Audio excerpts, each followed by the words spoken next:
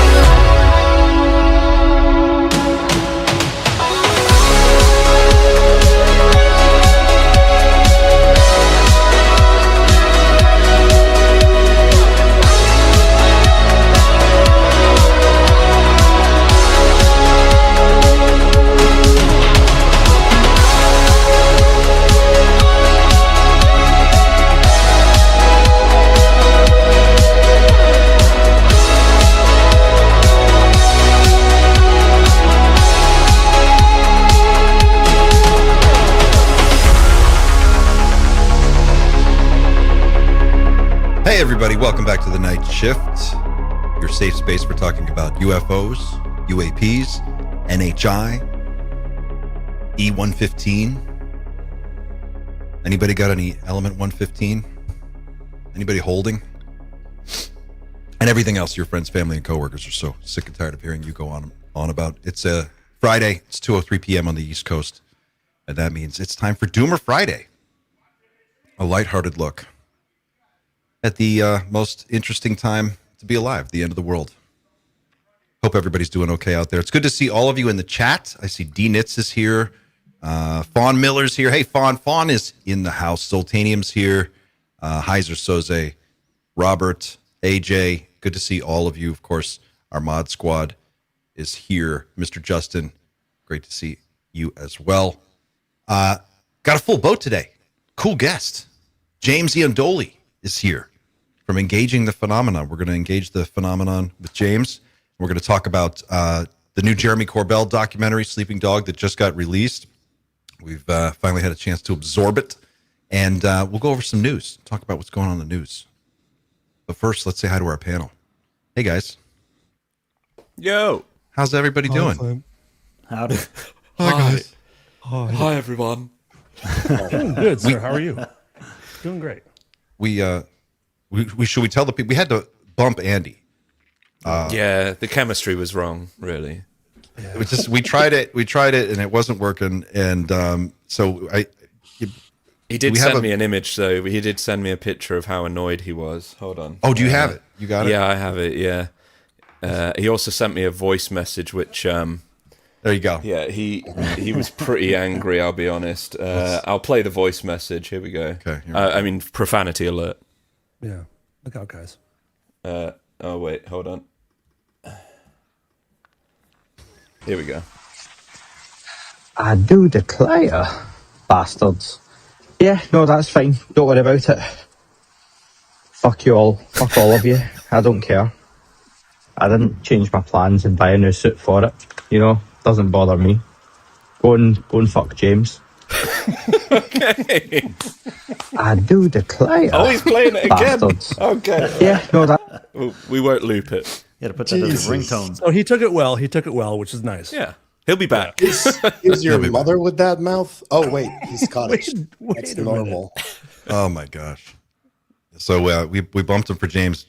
James, welcome to the show, man. It's great to have you. I've been a fan of your channel for so long. It's cool to finally meet you, man. Yeah, I had no idea. I really didn't know. Oh, yeah. Well, like when I first fell down the rabbit hole, your channel was one of the first ones that I found. Same here. And you had, I believe it was your channel, right? You broke the famous Jim Semivan interview, The Indigestible Truth, right? Yeah. Wasn't that you? Yeah. I think that was my second or third interview with him. Wow. Yeah. Yeah, but man. you definitely have the best interviews with Jim and a lot of those guys. So love your style, and it's awesome to have you here. Yeah, appreciate it. Yeah, Jim is something else. He's a very unique voice in this field. When was the last time you had a chance to catch up with him? A few days ago. Oh, wow. That recently. Yeah, just because I'm having him on again soon. So I touched base with him. Pavel, you just said they uploaded a new talk with him? And told us. Yeah.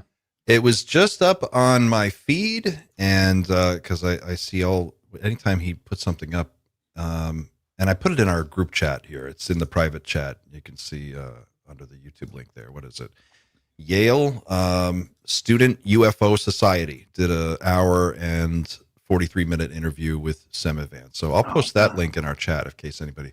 It's from yesterday. So that's recent. That just now. Wow. Fresh Jim. When you talk to him from time to time, do you ever ask him, like, what do you think about what's going on in the news? How are you following all this? Are you keeping up with it? Like, does he have a thought? Yeah. He always has just like a one-line thing of his take on it. He doesn't usually go into like a whole rant about it. What does he say? I mean, it depends what it is, right? He's really to the point. Unless you get him, on an interview style like this, then he goes off. Did you ever get? Well, that's a better question then. Have you ever gotten anything out of him off air? You don't have to tell me what it is, but has he ever told you anything where you're like, ooh, that's a spicy meatball? When you see us talking on an interview, we're talking an equal amount of time off there. Wow. So wow. So like that 3-hour interview we did was coupled by another 2-hour discussion. Do you? And I'm just, you don't have to tell me your whole process, but I'm just curious. When you interview these guys, you do such great interviews. Do you talk to them in advance? Do you get to set up a call and kind of go over what you want to talk about, or do you kind of just hit them cold, see what happens? Usually before we hit record, we'll talk for a little bit. But I already have, for that kind of interview, I have done a lot of preparation.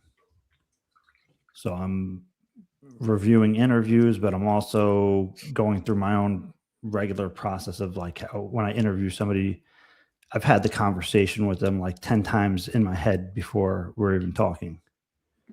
And then by the time you actually sit down, you really know which direction you want to take it in. Yeah, but I also like to let it just rip. Organic conversation is the best to me. If it's like too scripted and you have like all these questions, like sometimes I'll have like 3-4 pages of notes and I don't even look at them.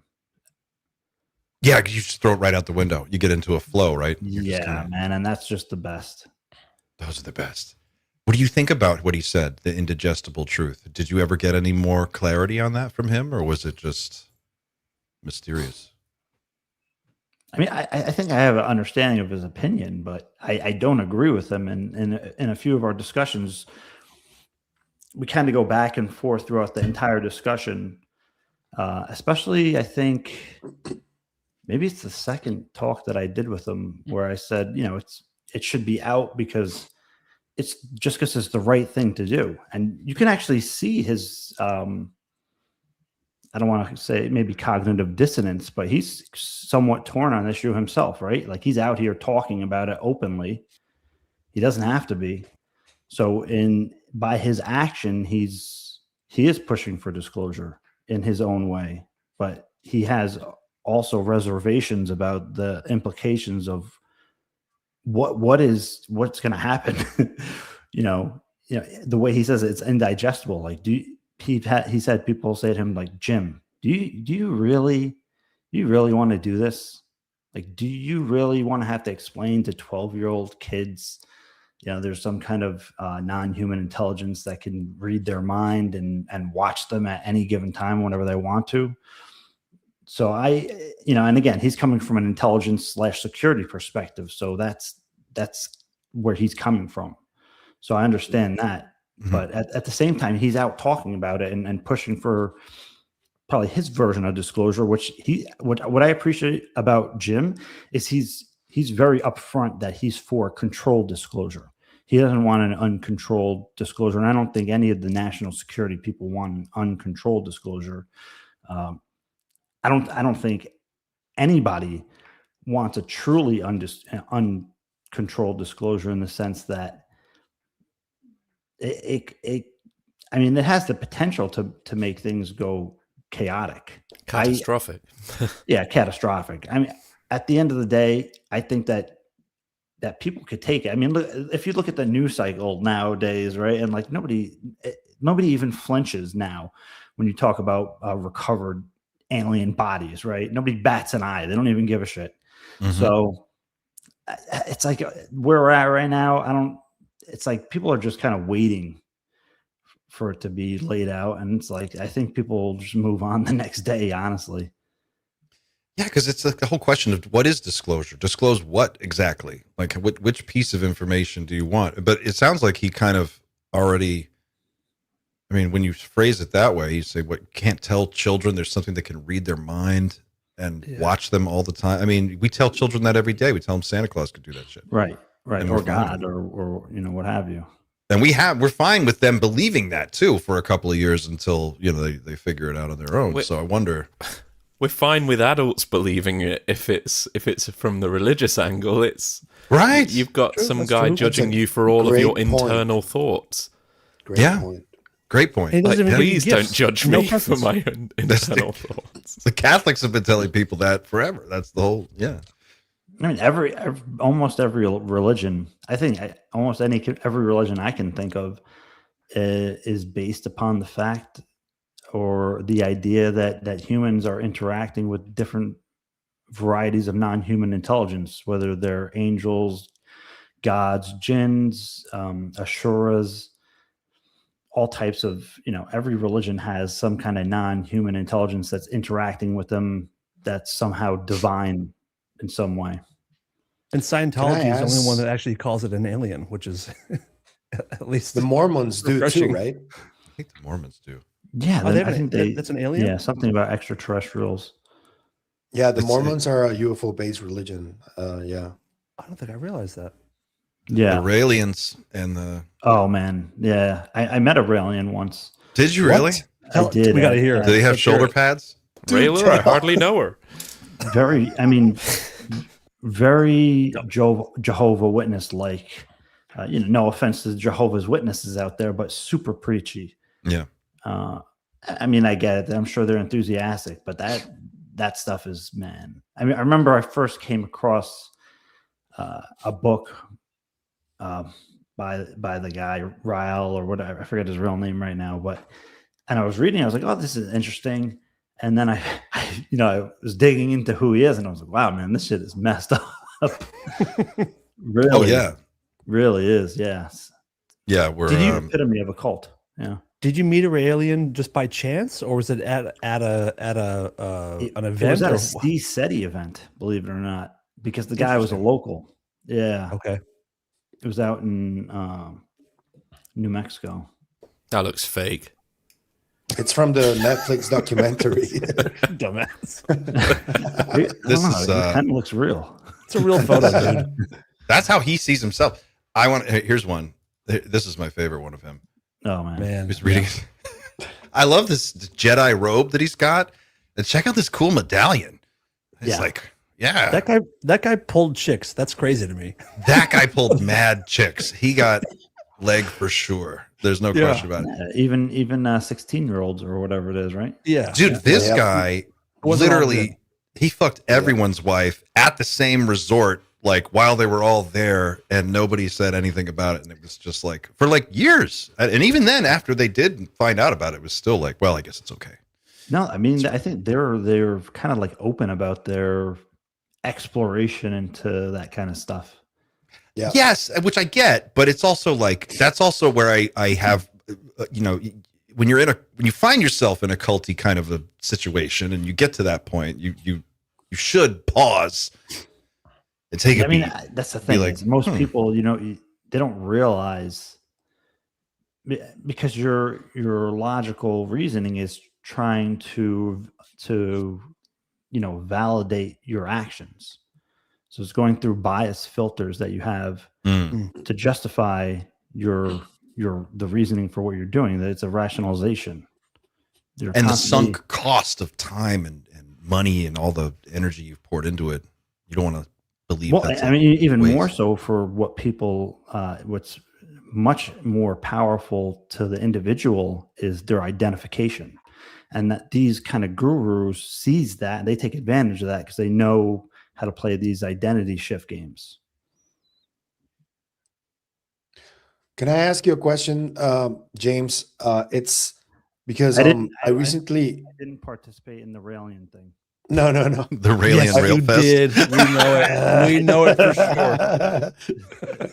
sure. I recently did a video of an old clip of you interviewing Diana Pasolka, and given how much activity right now there is of the religious aspect of ufology, and certain members of like high places in government have this belief that this is spiritual or religious. The clip that I used in one of my videos is Diana going a little deeper into that hierarchy of beings that she spoke about. I don't know if you spoke to her about it first or Danny Jones did first, but the first clip I saw was Danny Jones, and then I saw yours, and her response goes more in depth into what she meant. What do you think is going on there? Because there's like this really interesting, like smug type of attitude from intelligence community folk that they feel like they sort of have like a right to know certain information, and regular people don't. And I've seen this very much, especially more recently in ufology. Like, what do you think about that? Where do you stand on that idea and position? I mean, that hierarchy of beings conversation, it's probably a very old one, right?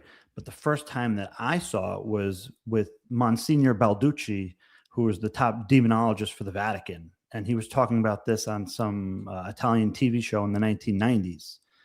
I think he may have expanded on it further, but he's basically saying, humans are here. If there are advanced extraterrestrial life, they're probably here. Angels are here. God is here. I mean, he was simplifying and just saying humans are we're like babies in the universe. And again, the interesting thing is that this was the top demonologist for the Vatican. And he had said to somebody, because he was very pro-disclosure, he participated in the Disclosure Project via Paola Harris, was able to conduct the interview because she speaks Italian. He participated, Stephen Greer took that interview and put it in his Disclosure Project, like he did without James Fox's permission when he took Dr. Edgar Mitchell's interview that James Fox did with him. And like he did that with many things. But so that conversation goes back to then, and it's been picked up. Dr. Diana Pasolka has talked about it. And I guess Timothy Taylor had his version of it, which places intelligence officials on kind of like above the general population. And, if they want to go that route, really, people that are awakened or have awakened psychic faculties are above intelligence people, because those are the people that actually interface with the phenomenon because their consciousness is more in tune. But I think, yeah, right. It creates elitist thing, which I'm not a fan of. But there's like, you're saying there's like a tier of intelligence people that they think, look, because of our position, we are entitled to this information, and they feel very protective of it. And then you're saying there's another tier above them of people who have direct contact, refined their telepathic abilities to be able to directly interface. I mean, and those people, the intelligence folks, don't all have that. That's something that. Well, I mean, they tell the story of they go to Chris Bledsoe and they approach Dr. Stephen Greer the same way. Even though they'll deny it. I know John Alexander has never given a straight answer about that meeting that he was at with Stubblebine when they approached Dr. Stephen Greer in the early 90s to try to recruit him into the program because they realized what he was doing was legitimate. And, here we're back here 30 years later talking about the psionics thing is the same thing. So, I guess they feel that the intelligence people feel that. I mean, I think in their own heads, they're not like, oh, we're better than everybody else. I think it's more of that they feel they have to take this burden on for everybody else. And you can hear this kind of messaging with Tom DeLonge when Tom DeLonge is kind of put out there to put this perspective into the UFO zeitgeist that, well, actually these are the good guys. And, they have to go home every night with this on their mind while everybody's, bringing their kids to soccer and whatever. And they're dealing with the world's greatest challenge. And I do think that is a valid perspective. I don't think it's just a made up thing. And we don't get to hear about that often. So I appreciate that that's part of the conversation. It brings more nuance to it, a little bit more of humanity to characters that it's easy to dehumanize because their intelligence, they're hiding this from us. And so I do appreciate hearing that perspective, like, because I never thought about that until Tom DeLonge brought it up, right? Like it's always like the evil intelligence people. And I don't agree with their methodology. I think this should have been out long ago, but at least like, okay, there's some kind of like valid argument to be made about those kind of decisions. But I think the problem is that it just went way out of control. And as Stephen Greer said, they painted themselves into a black box because in doing all of this, they've committed crimes against individuals, personally, American citizens, which is illegal, and crimes against humanity. And who's going to turn themselves in, right? Especially when in their mind it's justified. Yeah. But I think that's what's so interesting about that line of reasoning around secrecy, that sort of just to justify the secrecy, because as you and Xander just pointed out, and you're so right, I don't know why it's never occurred to me this way, but we've interacted with a hierarchy of beings via every religion on earth. So that's not new. Billions of people are on board with that. And it seems like the whole point, of our media system is to always give us something to be afraid of or worried about or concerned. It's always Iran. Iran's going to get a nuclear weapon. Oh my God, they're going to come get us. It's a huge. You would think that if it really was like a big, scary truth about this non-human intelligence, that would would work in your favor, right? Like, wouldn't it get everybody on board with, oh God, we got to deal with this. We need to face this. We need to fund it. We need to. I mean, that's why it allegedly, right? It has secretly been funded the way it has through a ton of covert operations, illegal money, and that there has allegedly been a plan for decades to roll this out. That it is a threat, right? That has been a plan allegedly, and we hear about this with the 2027. Oh, there's an object heading towards us. I do believe that psychological warfare angle has been planned, whether they were ever going to use it or not. Oh, like they put it in place as a fail-safe or something they could activate. It's something that they've been probably planning for decades.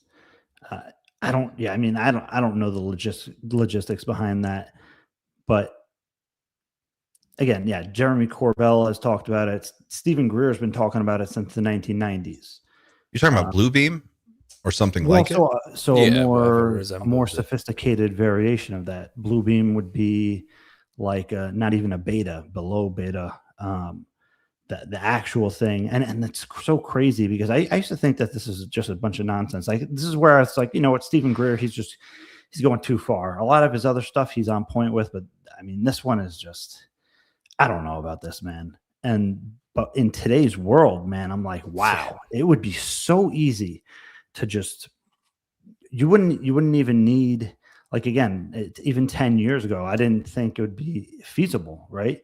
But now you just need one kind of like weird looking drone to attack one city. And that, I mean, with all this UFO hype going on, that's all you would need to stoke the fire, you know, because you already have people riled up about disclosure, right? It's mainstream now. It's like in our pop culture. It's every week it's in the news. So all they have to do is shift the perspective on it. And the seeds have already been planted. Yeah, and that's something they would totally do, right? Like that's a total PSYOP move. Start years early and just start planting the seed, generate maybe 2-3 generations back if you could, and really get it baked in. And then when you need to pull the ripcord on whatever, I don't know, if you ever need to activate that contingency, you have this plan that's sort of, the gasoline is already soaked in to the ground. You just have to throw a match. Yeah, and I think part of the push for disclosure is that a lot of the or some other countries that are working on the reverse engineering of non-human intelligence technologies are making breakthroughs that we can't tell if it's a copy or not at this point. You think that's what's going on? That's what's motivating it? I think that's part. Like Luis Elizondo, right? I don't think he's. I mean, when I see somebody like him and he says that his number one priority is national security, and they're talking about all these, his thing specifically was military incursions, right? Like it was the military case guy, which differed from OSAP, right? Yeah. And they took that angle because it had a strong evidential base. But if there's technology like that and other countries are starting to mimic it, and we're having drone flaps where nobody can tell what the difference is anymore between a UAP and an advanced drone, that's a problem, right? Especially if people aren't being read into, hey, other countries have this kind of technology. Where did they get it, right? But you can't tell them that it came from aliens because aliens don't exist. So you have to have some form of formal disclosure to be able to even read those people in. You can't even tell Congress about it. Right? Or the Senate Intelligence Committee or the Armed Service Committee. So you have to begin to bring people up to speed, because how are we going to implement our own reverse engineered stuff? We can't, because it's on a need to know basis.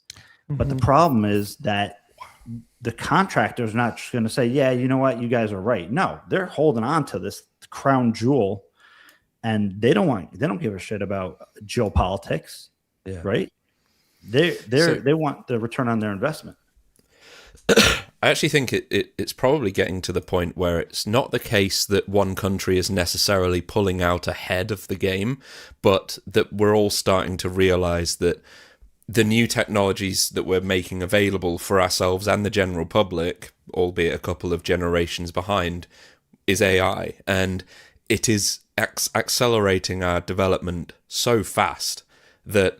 And there's also the corporate espionage element of it, where the Chinese want to actively steal the latest models from the American entities and the other way around. So we're all just going to end up with this conglomerate AI that will it will raise the technology platform for everybody. And then it's at the point where it's like they're all stood in a room just saying, well, who's going to say it? Because we all know everything here right now. We just need one of us to actually say it. And I think a couple episodes ago or something, we were saying, wouldn't it be great if they all said it at the same time? That would really signify a huge change in humanity, really. Right. And I think part of the problem is that nobody is on the same page. Certain people are pro-disclosure, others are not. Yeah. Are you describing James, the black box is the military people. It sounds like what you're saying is the folks in the military and intelligence community are like, look, we've got to disclose or we can't unleash the resources that we have to fully operationalize all this shit. But if we don't do that soon, the Chinese are already doing it. And then you've got aerospace who is saying, no, this is the goose that lays the golden egg. We're not going to give this up no matter what. And those are the two forces that are clashing. I mean, to simplify it, I think it's even more complex than that, because there's people in the military. You can have a general or you can have a joint chiefs of staff, right? Like Admiral Wilson, who was not read in, even though it's supposed to be under his command. But you have somebody who's a subordinate to him who's completely read into the program. So it's the entire chain of command is jumbled up, eroded. Yeah, it's eroded, and the whole, and it's made a cancer within all of the systems because of the subversion. Because again, you had like I forget who pointed this out, but they're exactly right. Is you'll have staffers, right, who know. And the Congress people are just like, okay, they're rotating, so we're not going to tell them anything. Sure. So that level of complexity is why we're in the mess we are in. So the people that are the pro-disclosure people are who? Who would you describe as the pro-disclosure faction? If you had to make a T-chart. It's not that simple, because really? I'm sure that there's even Collins elite people that are like pro-disclosure, even though people wouldn't think that. Chuck Missler was out there giving lectures on UFOs and hyperspace and how the UFO technology works. And I met an individual who has since passed, and he was a guy who would run conferences in New Jersey. There's pictures of him with like Jacques Vallée and whatever. And he told me he would always. People would post UFO stuff, and he'd always be like, "Oh, well, XYZ, it's actually demons or something." I'm like, and so instead of just shutting him out, I'm like, why do you, why are you saying this? Why do you think that? I started to like want to understand his reasoning, and he told me that Chuck Missler was his mentor, and that Chuck Missler was part of the Collins elite. And after he said that, I went and I looked up Chuck Missler and watched his talks, and I was like, "Holy shit, that totally makes sense." You got this aerospace guy who's like firm in his Christianity, that's also giving talks on the Bible and biblical interpretations of the Nephilim and stuff. So I was like, wow, right? And who is Chuck Missler? I don't know. Who is that? He's an aerospace defense /business /Christian. Okay. He's passed away a few years ago now, but I would definitely say if you're interested in the Collins elite perspective, watch some of his stuff. There's better ones. There's ones that are less like religious and more technical and like hyperphysics, I guess you want to call it. But it's very interesting. And the funny thing is that I think some of his perspectives on the subject were quite advanced, especially for the time. Right. It's just that it had a lens of religiosity to it, that he was sure they were demonic, and to that extent. Do you guys think, I'm just curious from the panel here, and in the chat, if you guys are playing the home game, let us know. I'm curious what you think. Is the demon thing even a problem? Like, really, if they just came out and said, look, we don't know where they're from. You want to call them demons, that's fine. But here's a picture of one. Here's a video of one. We've got these guys in tanks over here. Here's the ship they show up in. Whatever you want to call it, who cares? I mean, would it still be progress if half the people in the world were like, they're demons, and the other half were like, I don't know. I don't think so. I think it assigns origin where people don't really know the origin, and it shuts down some it shuts down some research. It shuts down some open thinking, and assigning origin when you don't know is damaging to the entire thing. Personally, I think that in the past it has kind of siloed and shut things down because it's behind closed doors. But if they went out and said, hey guys, UFOs are real, aliens are real, they're actually demons, most people are not going to believe that, quite frankly. Right. But they're just going to say, I have, for better or worse, a naivete optimism in humanity that when you present them with this, they're going to hopefully do the right thing. But either way, if you came out and, hey guys, non-human intelligence is here and they're terrestrials, you still have the 30% of the world that's going to say, oh no, they're actually demons. So whatever you tell people, they're still going to have their lens on it.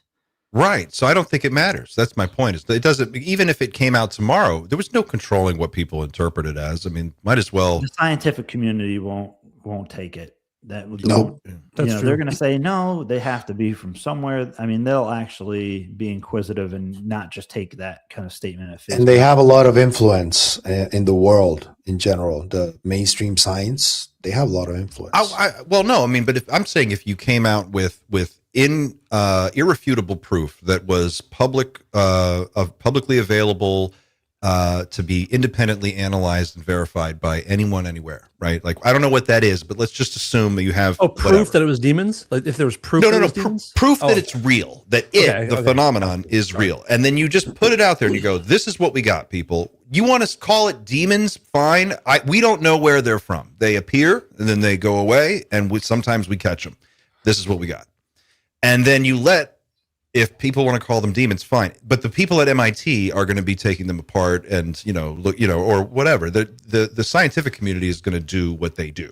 If they know they can examine the data, as Gary. But there is going to be a debate, Clint, I think. I think you're going to have a very, anyway. very strong debate right after, because, there's going to be people from within academia, from within the religious leaders, that they're all going to be just like trying to push what they think it is into the rest of the world. And I think that's where that's why I keep talking about making these roundtables of people who are like leading their positions in all walks of life, and just sit them down at a table and talk about it and like have an honest debate, not go into ad hominem attacks or anything like that. Like just a jury, almost like the way a jury works. Like a united place for nations to meet and talk about their differences.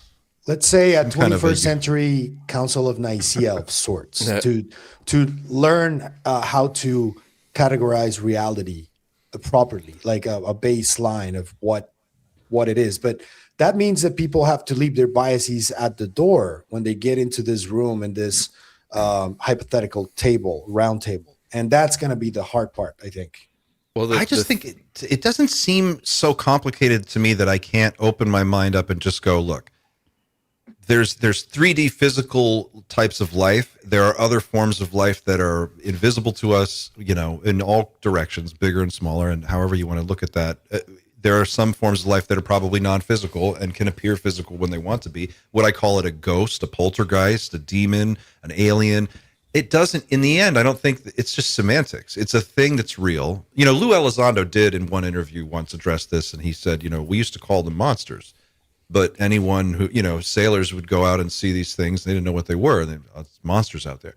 Until you realize, they're just a part of nature, and it's a part of the ocean and its ecosystem. And as our expanding knowledge grows and we get to a point where we can categorize these things, we will.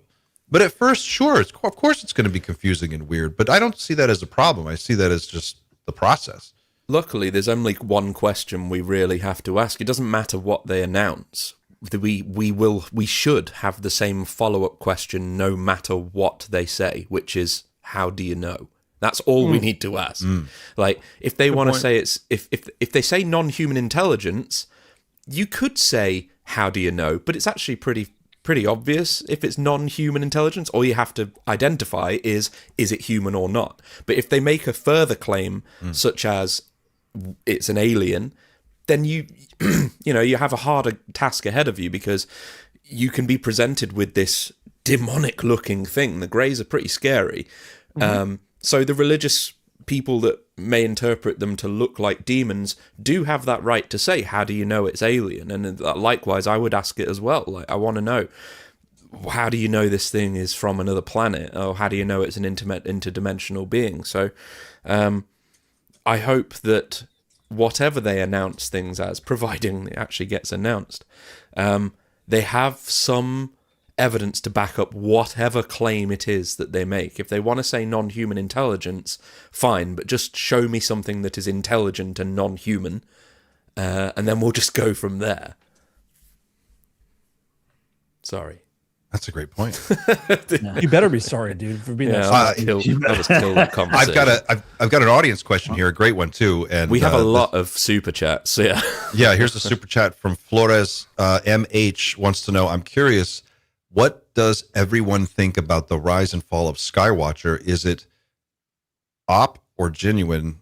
What was their intent? Did they get the monies? I love that term. I love the word monies. Monies. My money's from private investor and went underground. Do you believe Barber's Tears? Barber's Tears is a great name for a song. It is. Yeah. Somebody have like an AI music generator on hand? we got musicians on hand. Barber's Tears. Real. True. Got the real thing. What do you guys think? What do you think about Skywatcher, James? I think that Jake Barber's story is genuine as he tells it, right? I think that probably did affect him the way that he claims it did. I do believe that he experienced what he says he experienced. The Skywatcher thing, I'm sure people here heard behind the scenes kind of how that fell apart. Well, for the people who don't know, I mean, what can you say about that? What do you know? I can't say that I know anything definitively. All I'll say is that I heard the rumor, and I hope I'm not talking out of turn here, that when Fowler got the offer from the DOD or wherever, he took all the data with him. and but the dog whistle. The dog whistle. But also that, again, this is speculation and rumor, so don't take any of this as a fact. But that he took all the data that was collected with him as well, and that was a problem for Skywatcher. And we also it makes sense to me. For people who don't know what Skywatcher is or was, and we're still not sure exactly what condition Skywatcher will be in the near future, but it's a private group. It was proposed by what was the guy's name? Alex Clokus or Clokus. Alex Clokus, who was a tech guy. He had made all his money in tech and hedge funds, and then decided to privately fund a recovery team made up of former military people who had worked on crash recoveries and retrievals. And the idea was, we're going to take private money. We're going to hire all these guys. They're going to come out and do what it is they do.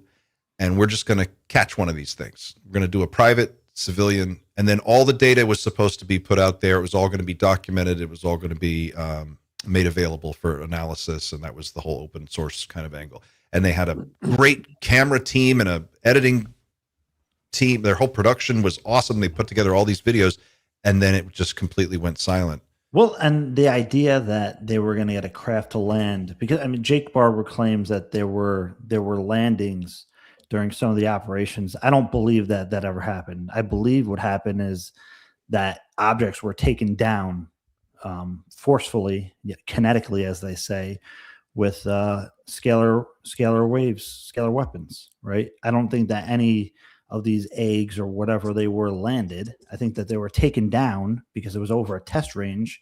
Who knows if half of those objects weren't even DARPA vehicles being tested, right? I don't know, but you know, the idea that Skywatcher first at least wanted to investigate the psionic angle, but also being able to call them in with CE5 psionics, also the dog whistle, and you know, when I heard the claim that they were going to get one of these things to land, well, first of all, you know, Dr. Diane Hennessy Powell and Dr. Gary Nolan said, if anything's ever taken down kinetically, we want nothing to do with it. Really? So I appreciate that they had the sentiment that we're not shooting anything down. It's they can invite it and it will land, which again, I don't think that has happened with the programs Barber was talking about. I believe that they were all taken down kinetically, and the weird thing about it is that all this was in I forget the place that he called it, but it was in a testing range. The range. Right. So the range, right? So it was not in like an open area. So it's a safe area for something to be taken down without civilians or anybody else getting involved. So I believe that they were all taken down kinetically, anything that was seen. And you do believe James' story about being, or Jake's story about being affected by the 8-gon, right? Yeah. Like, so having some kind of a. Do you believe when he's retelling that? I mean, what was that interview he just did the other? It was a couple days ago that one came out where he was. The one at, is it the one at Seoul? Was it the Seoul one? Was that where he's crying? He cried again. He gets all choked up. Like, I mean, he's telling it. I mean, this was like 2 years later after whatever it was the first time, and now he's telling. I had an experience that was extremely similar to that, so I completely understand that, and I don't think that he's just making that up. And it was funny. I don't either. One of the crafts that I saw was actually a hexagon. So when he said 8-gon, they're talking about like an octagon. One of the objects that I saw, like less than 200 feet away, it was right above the trees, was a hexagon. Where'd you see this? in my yard in 2007. But Wow. I was told to come outside. I mean, there's a whole on. There's a whole long story to that. It's not just a one and done thing. It's part of an entire series of contact events that took place over the course of a month and a half to 2 months. I mean, in retrospect, from my childhood, probably, but that series of like 3 powerful events that occurred all happened in 2007. And I mean, that's kind of put me to where I am today, right? That's why that series of events is what initiated me into the whole engaging the phenomenon thing. If you don't mind, there was one thing that was really telling when Skywatcher fell apart, and I wish we'd known this from the beginning, is we found out they'd all signed NDAs.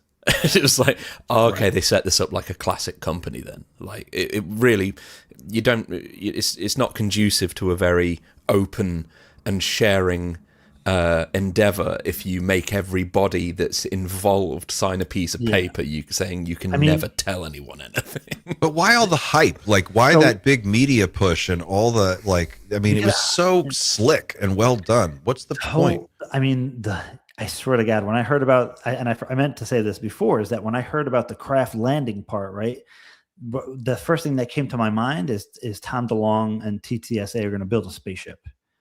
Right. Like, I believe that they fully intended, they like, Tom was probably serious about that. The defense people probably knew from the beginning that's not going to happen. That's not happening. Tom was probably wishful thinking. Right. And we need wishful thinking, right? Like, if you're going to really get behind something, you have to believe it, right? You're not just going to. This is what it's so interesting to me about this company. There's another company called Eldeon. Eldeon. I don't know how to pronounce it, but it's spelled ELDAEON. And they have a censored suite of tools that you can basically buy that does UAP tracking and identification with the sophisticated algorithms, and they've got the whole thing built into one little box, right? And if we're to believe that there is such a thing as a electromagnetic dog whistle that can be used to summon craft and makes them appear either, I mean, if we are to believe what Skywatcher said and what, what's his name said, it happens every time. It's almost like a 99, 100%, reliability. And if we know that psi abilities are real, probably everybody has them. I mean, I can't imagine. I don't know if I'm buying this whole it's only like that 1% of people can do this. I don't think that's true. No. It seems like we're not far away from somebody just publicly summoning a craft and getting it to come down. And we might have some other weird third scenario where it's not a government disclosure and it's not a full-on invasion or open contact thing, but we might have some kind of other thing where people just figure out how to start doing it. And maybe something weirder happened. The CE5 community is there's hundreds of thousands of people in the CE5 community now. Yeah. When I started, I created the first CE5 social network groups in 2008, 2009, and there were like a few hundred people. Now there's just like, yeah, you can't even keep up with it now. Not doesn't mean everybody who's there is like a serious participant, but it's way bigger now than it ever was.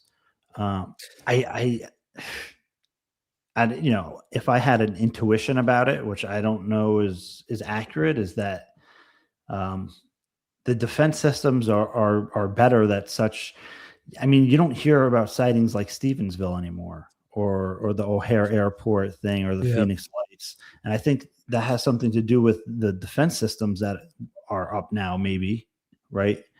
That we don't. I mean, if you go back, there's a lot of like really awesome encounters and sighting stories that, I mean, yeah. Well, that was the whole concept right behind SDI, was that it was a dual use technology. It was strategic missile defense, but also strategic earth defense, just in case, I guess. Like they were trying to really. Yeah, I believe that's true. I totally, and I think that's probably why Reagan was partially read in.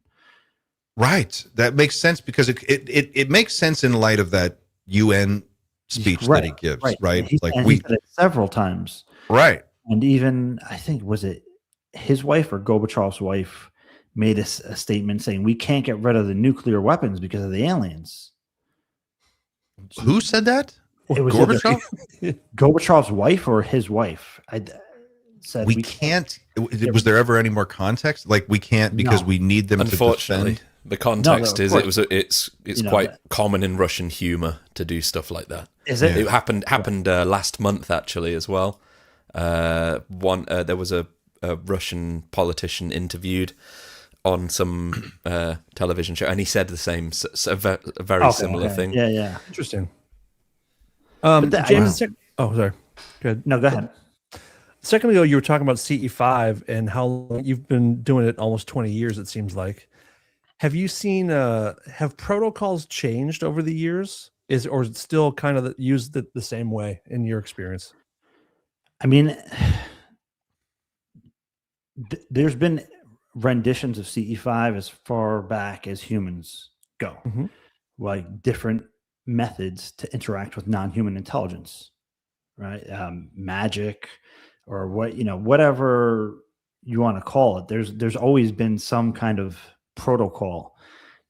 Stephen Greer made it popular.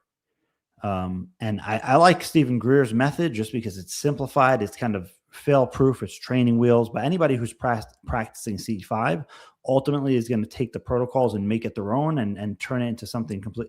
Like Chris Bledsoe, right? He's not doing anything like the CE5 protocols. He's doing his own thing. And I do believe it has probably worked in a number of scenarios for him. I do think that he is a genuine experiencer, despite whatever hijacking was done by the intelligence community on him and his messaging and that whole thing. But again, Mission Rama was doing it in the 1970s. There was a group in South America, in Lima, Peru, called Mission Rama.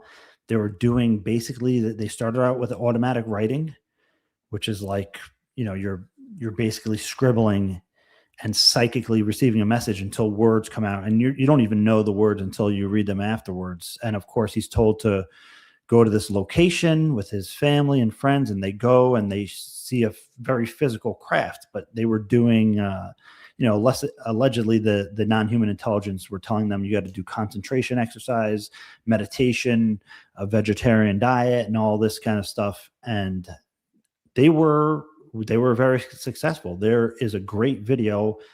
I've included clips of it in a few of my videos. I made a video on Mission Rama where I include a clip in about the middle of the video.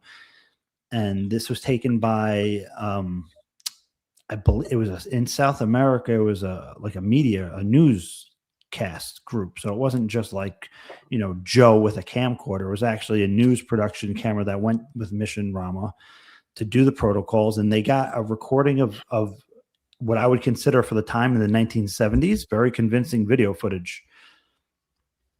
Cool. So I was going to say the protocols, eventually it comes down to intention and energy, just.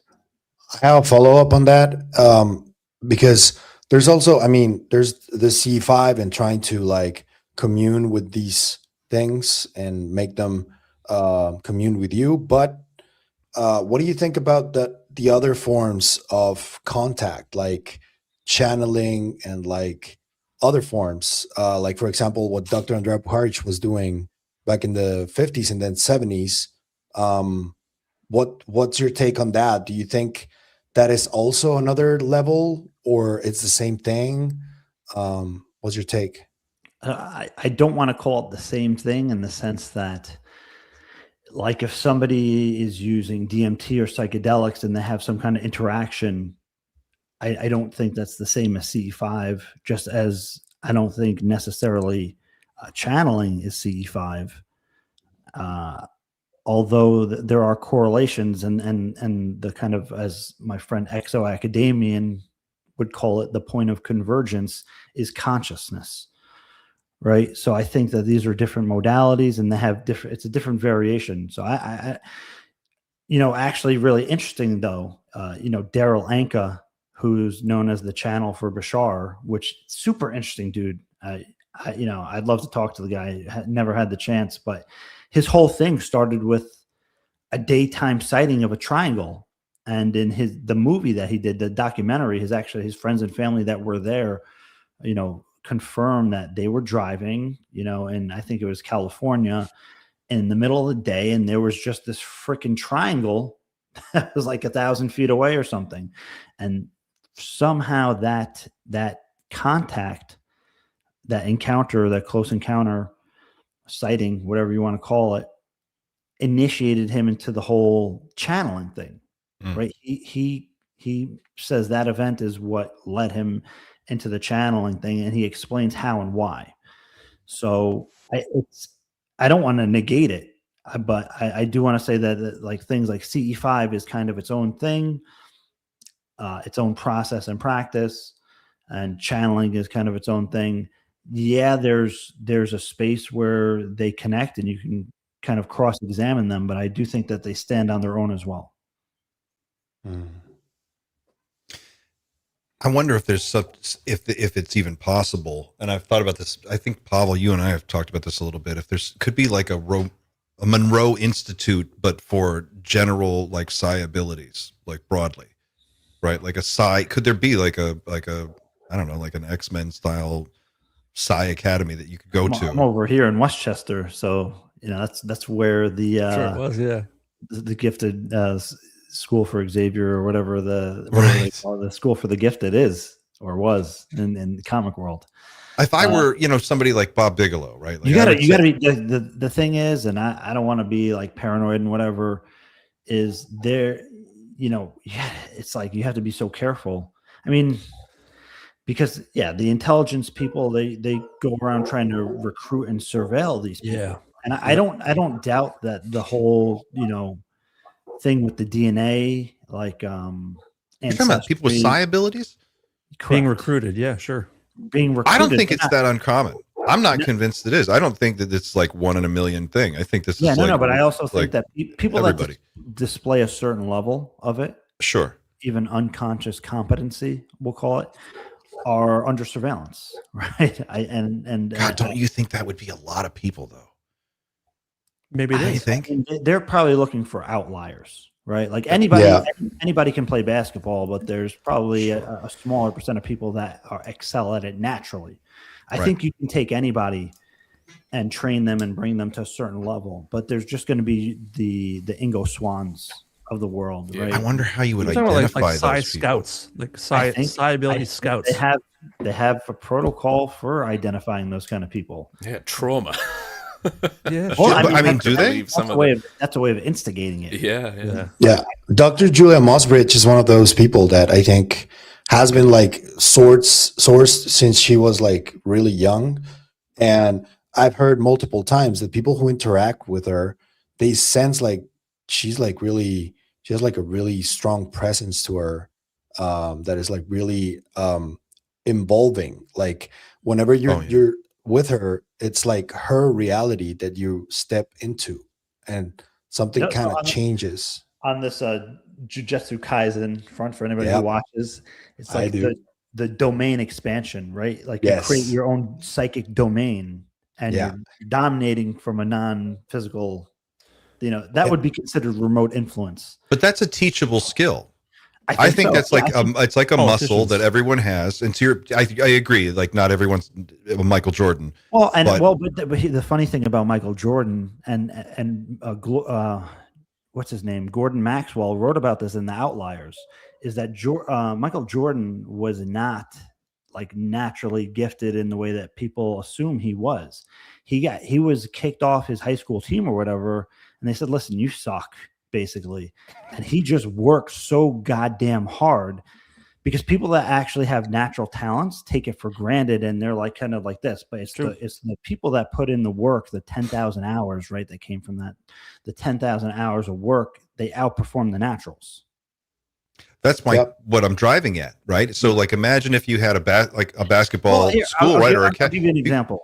You had a Psi Academy, right? And you could run people through it, and you had a class of 1,000 people, and you were and they were working on it, and you were training them, and you taught them the techniques or showed them how to like access that stuff and refining it over time. I mean, you might find that, out of 1,000, maybe 100 from every group are outlier. Like they just are that good.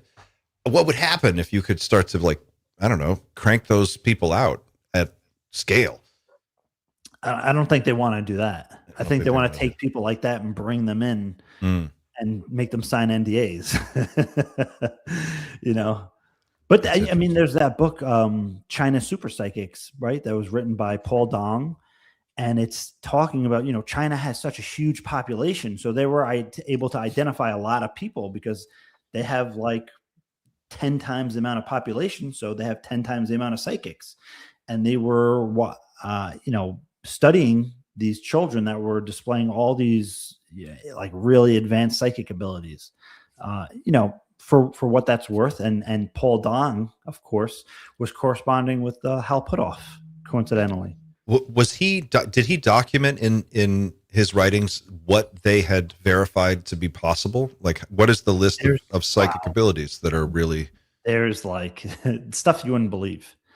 Like stuff like that some of these kids were able to take objects and put them through other objects. Like not just like David Blaine stuff. Right, but they're kids, that which they're obviously, we had the same thing where kids would be able to hold a book or touch a book with their hand and be able to read it, without eyes. The seeing without eyes thing was a big thing for that. They could allegedly read with their feet, their nose, their eyes, anything they came into contact with, they can just tell you everything about it. Man, there was a ton of that stuff. But there was also the interesting part to me is like the telekinetic stuff, because it's like, wait, how do you do that, right? Like I can see like, okay, we're all tapped into this consciousness and we're able to pick out different bits of information non-locally in the field. That to me seems like, okay, I get that, but the telekinetic stuff is super interesting. I don't doubt it, but I've never seen like a reliable telekinetic effect in real life that I thought was genuine. I've never seen it demonstrated in a way that's been convincing. The spoon bending thing, right? Like I've done that, right? And a part of me is always like, maybe it's just like I just bent it, and right, like even though there's the metal, like it doesn't bend the way it does, but maybe you're warming it up, or to me that's still like cheating.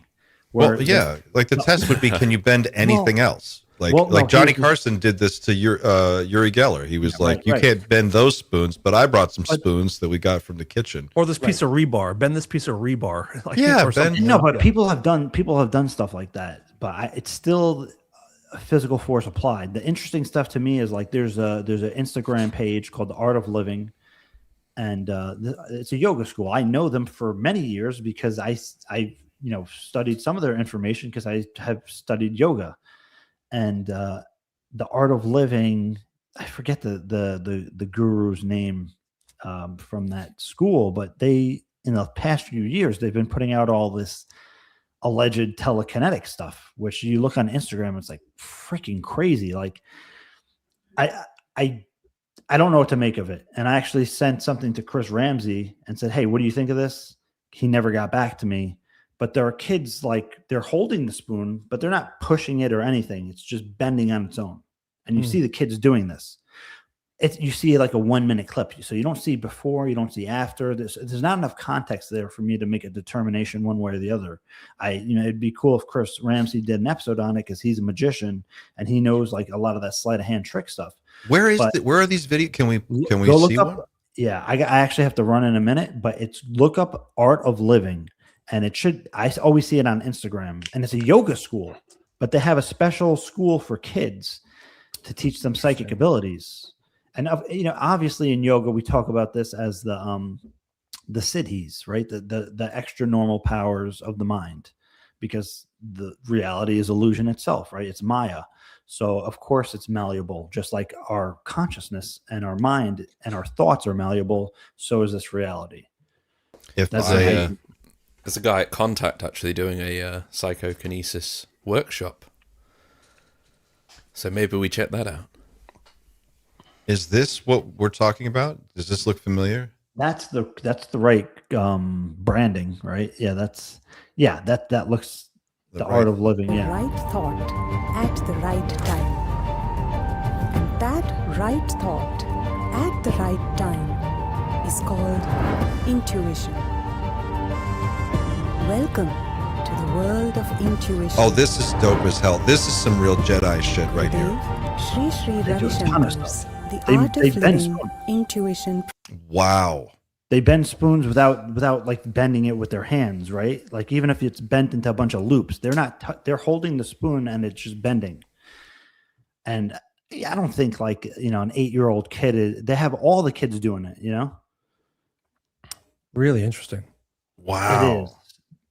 Yeah. I mean, I don't think these kids are just like playing along and I mean, they could be kind of like pushed in that way subtly without knowing it. But some of the stuff I think is really freaking cool. So I don't know. I don't know. Wow. That's I keep remembering that clip from Dr. Dean Radin talking about the Inquisition and how that whole pursuit of witches, quote unquote, kind of erased the psi gene from that period of time. Right. And he found that the majority of people in the world actually have this gene, but that was erased back then. I just remember this. And like in India, for example, they didn't have that because they didn't have an Inquisition there. So it kind of blossomed there, you would think, or in China too. That book, actually, you recommended it to me. You told me about it the first time I heard it, and I looked for it, and it's really good. You can find the PDF online, guys. Yeah. But they have spoon bending in these videos, especially if you go on the Instagram.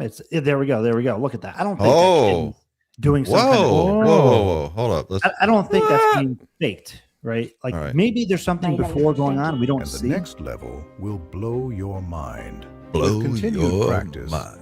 These kids begin connecting with matter itself, bending spoons using only their intention.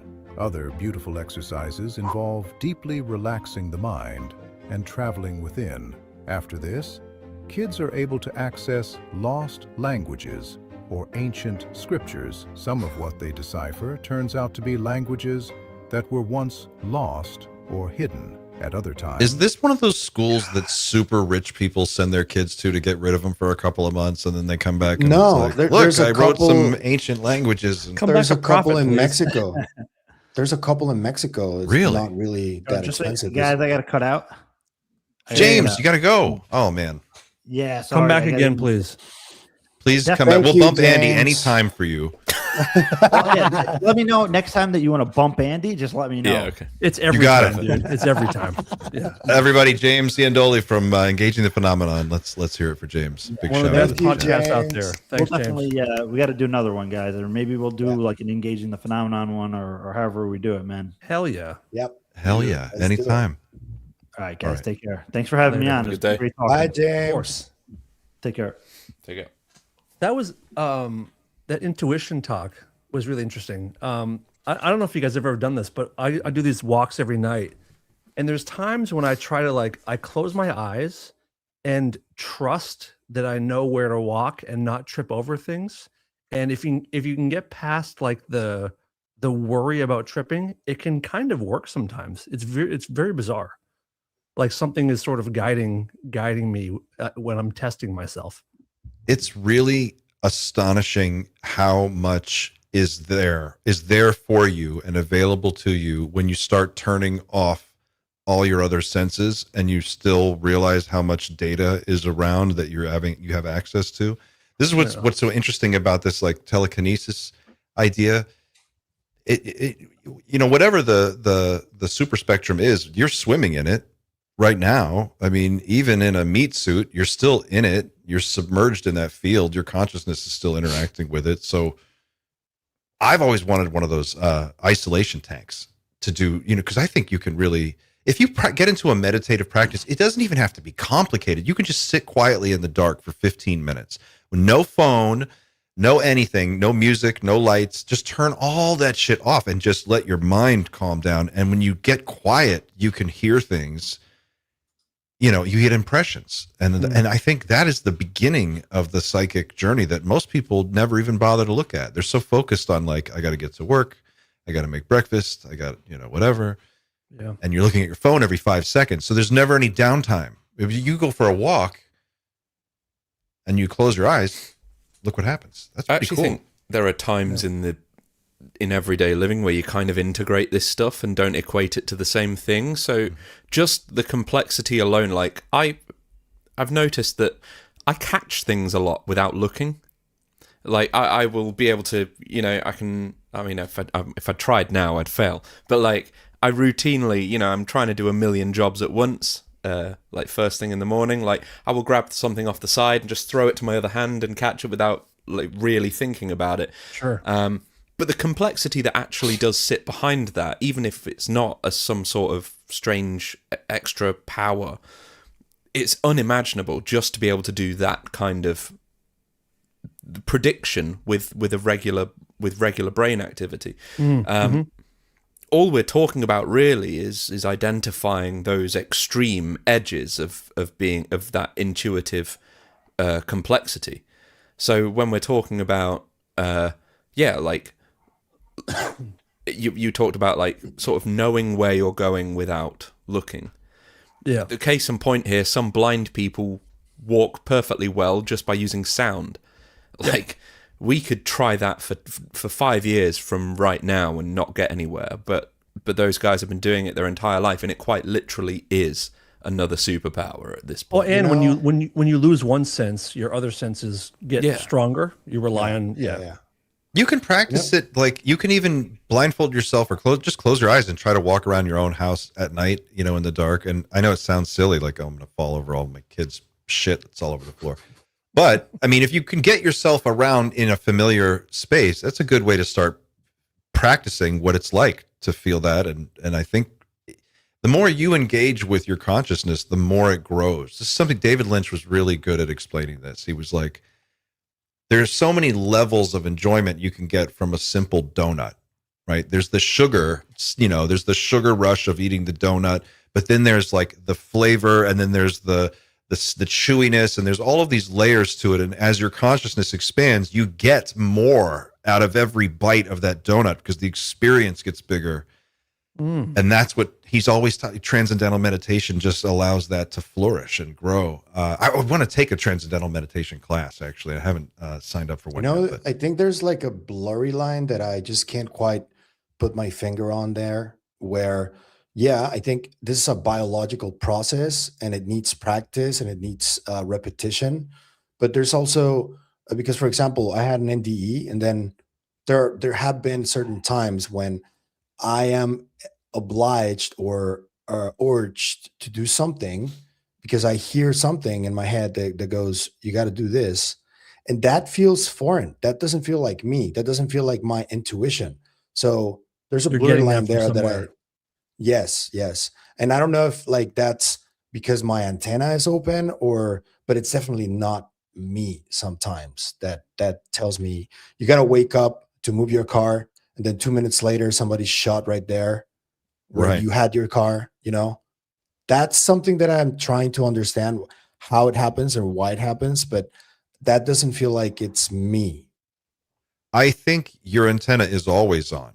I think most of the time we've got the music turned up so loud we can't hear anything else. You know what I mean? Like you got your AirPods in and you're doing the dishes, or how often it, you know, in decades past, there was a lot of downtime, a lot of quiet time. You're just sitting there, you know, there's no phone, there's no cell phone. You know, if it's 1992, you're just looking at your foot waiting on the bus and you're quiet. Your mind is quiet. You have opportunities for it to be quiet. And when it quiets down, you hear those. I hear it all the time. I've had that come to me all the time. A voice, you'll just tell you something.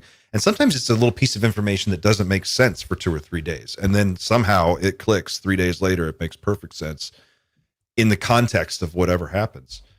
But I think a lot of it is simpler than we might think. It's just getting into that quiet headspace where you can hear it, you know? Are you a headphones all the time guy? Or are you like a Max headphones guy? Me? Yeah, like AirPods, earbuds all the time. You guys, just any of it. Max volume. Not all the music, time. max volume all the time. Really? How much I time like do you ever to hear. just spend in total silence? I like to hear the voices in my head, though. So not all the time. Yeah, I'm pretty much sound all the time in some fashion at the moment. Where I But, live, it's loud. There's not much silence where I live. Not much quiet. I mean, think about that. You know, just like how much out of your entire life, how many minutes out of every single day cycle is it just silent, where you're not, you know, for more than 60 seconds? Almost never. Almost should we do it right now? No. That's one way to kill it. So uncomfortable. Speaking of which, though, if we're talking about, you know, opening up your, I think, Pavel, you said widening the antenna. We did get the sleeping dog doc, and within which there was the notion that perhaps if you open up your antenna a little bit too much, you might let somebody else in. So we could read that. I think you talked about it on your interview, Dan. Yeah, absolutely. But maybe we could share that now. And Sure. As soon as I saw the documentary a couple months ago, this thing popped up on the screen, and you know, Jeremy was sitting behind me. It was in a hotel room, and I was like, "What is this, buddy?" And yeah, go ahead and read it, and then we'll talk about it. who wants to play paper? Who wants to play Houston? Who wants to play Houston? What is it? It says proposed. I can barely. I gotta make my screen. I can read it. I can read it. Go ahead. Proposed activities. A site investigation. In brackets, SI should be undertaken to determine alien inorganic compounds or other biochemicals have been disposed of at this site, and to determine the presence and or extent of any soil or groundwater contamination that may be the result of material disposed of at this site. This is the part that just opens up a massive can of worms that you could be forgiven for ignoring if you were really into ufology, but now I don't think we can. Local residents should be checked for evidence that they are being symbiotically manipulated by surviving aliens. And then there's a couple of phone numbers. That's just... I mean, this is from the Los Alamos, the IT security guy. Is that right? No. This is not him. completely different. That's not from that file dump. This is something that I know Jeremy's been working on for 10 plus years. I just ran this through the mainframe, and it says here it's coming back out on the printout now. That phone number matches historically archived government documents for the U.S. Army Corps of Engineers in Albuquerque District in New Mexico. It's Walker Air Force Base, which also is Roswell. Defense environment, specifically in public records from the 1990s and early 2000s. It was the direct office line for the district's DERP, this is awesome, FUDS, DERPFUDS, Defense Environmental, DERPFUDS.com. Defense Environmental restoration program for formerly used defense sites. It appears in several technical and environmental assessment reports regarding decommissioned military installations in New Mexico, such as the Atlas F missile silos associated with former Walker Air Force Base near Roswell, the Bonham Farms water well site, and other legacy hazardous material cleanup sites. Okay. Yeah. There you go. That's Should we call the number? You want to call it right now? Call it right now. Sure. Give me one of the numbers. Whoa. All right, here we go, guys. Hang on. 505. Hold on, I got a phone for this. 766 766. 1773. Oh, we need to use the rotary. It's not plugged in. Welcome to Verizon Wireless. Your call cannot be completed as dialed. Okay, give me the other one. What's the other one? I don't have the thing. 505 505. 766 766. 2713 012121. Oh, jeez.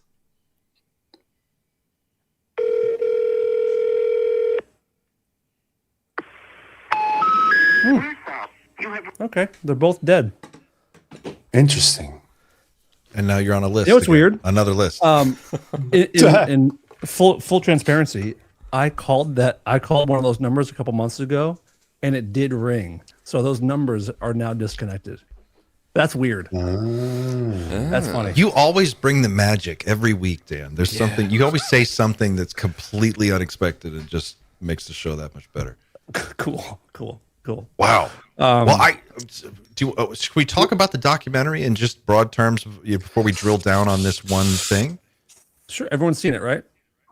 I've seen an hour and 10 minutes of it. I'm not done yet. Oh, you missed the best part. I know. I just got past, but I'll speak on what I did see, and then I don't care if you guys spoil the rest for me, but I'm happy to talk about Lear. I mean, Lear, for me, man. one of the better parts, I mean, the whole thing is really, really cool. I really liked it because, you know, I'm a journalist and I understand that level of pressure that sometimes comes with this line of work. I think that when the topic is like more mainstream and widespread, documentaries like these are going to be like must see material, so you can get more acclimated to everything that's going on. And it just goes to show how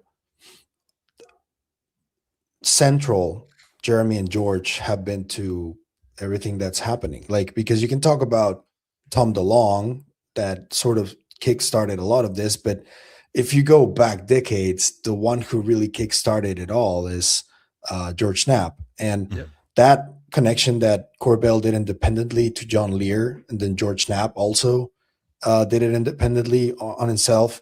And those and they both accept that John Lear was like their entry point to this whole thing.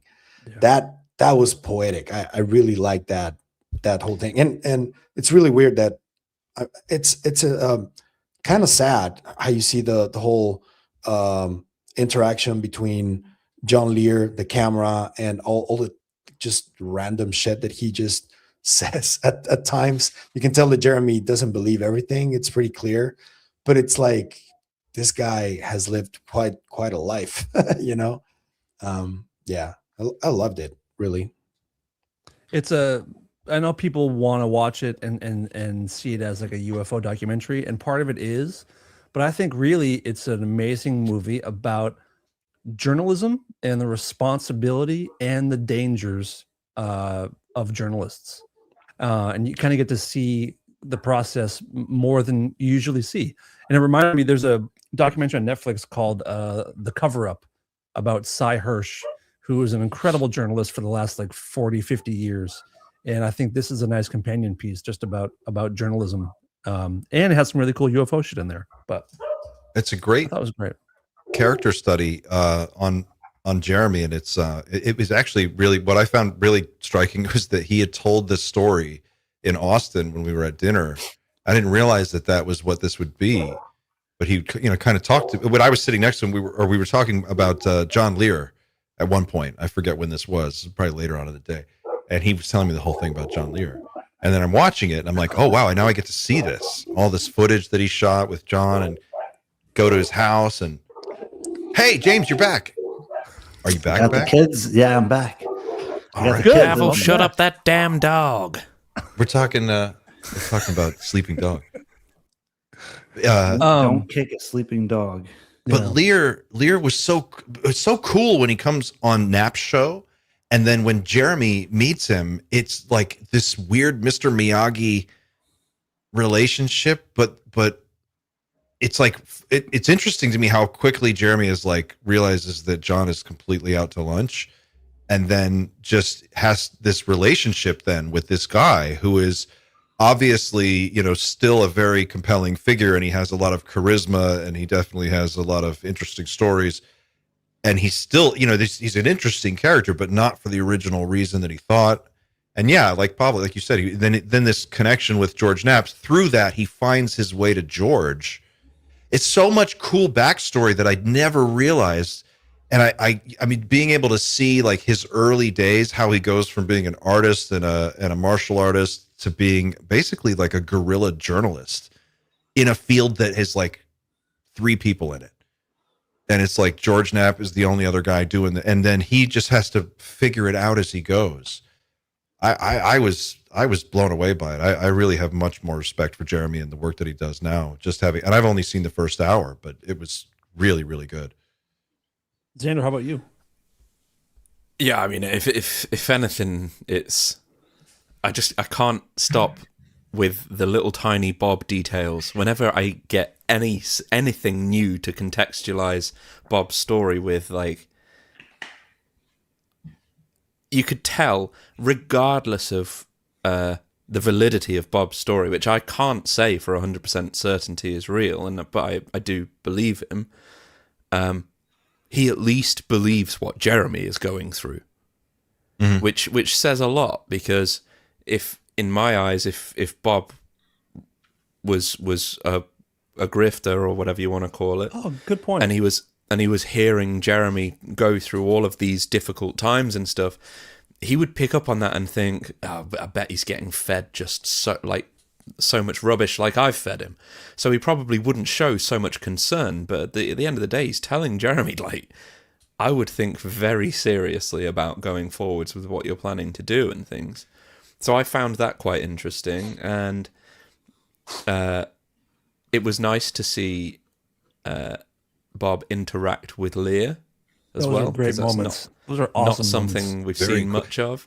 Really weird to watch the two of and for people, I'm not going to spoil anything, but basically the scene is hilarious because it's like it's Bob and John Lear, and Bob is like sitting next to him. He's like, dude, are you serious about like some of the stuff? Come on, John. What the fuck? What the fuck, John? Like, what do you what do you believe here? It's like he falls in love. Serious, John.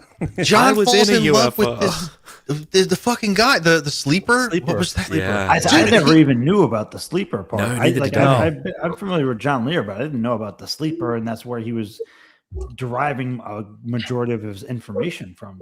Can we talk about that bit of the story, Dan? Do you think that's okay without ruining anything for people, or sure? Yeah, it's not a big part of the film, but yeah, go for it.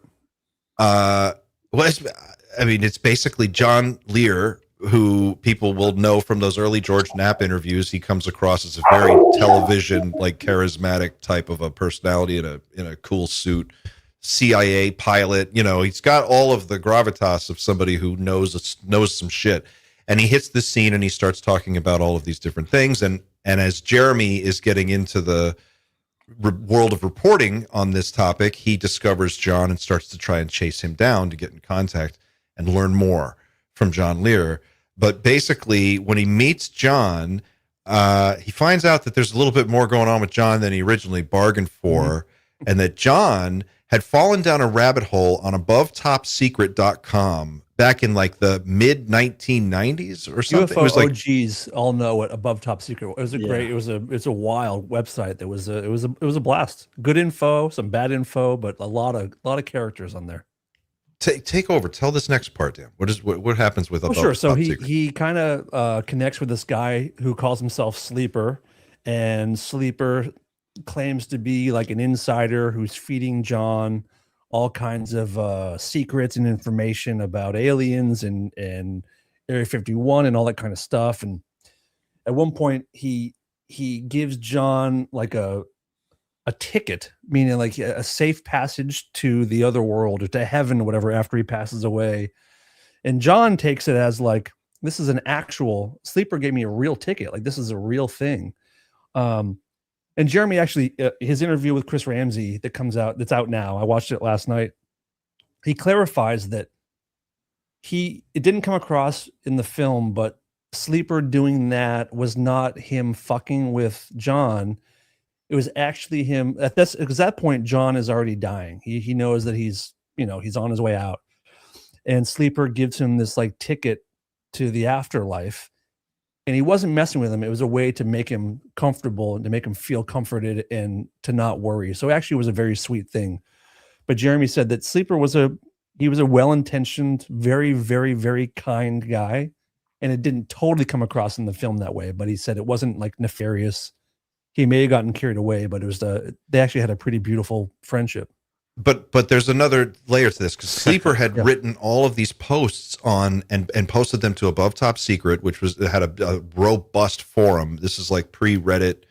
This is where the action was in this whole space, was on this website at that time.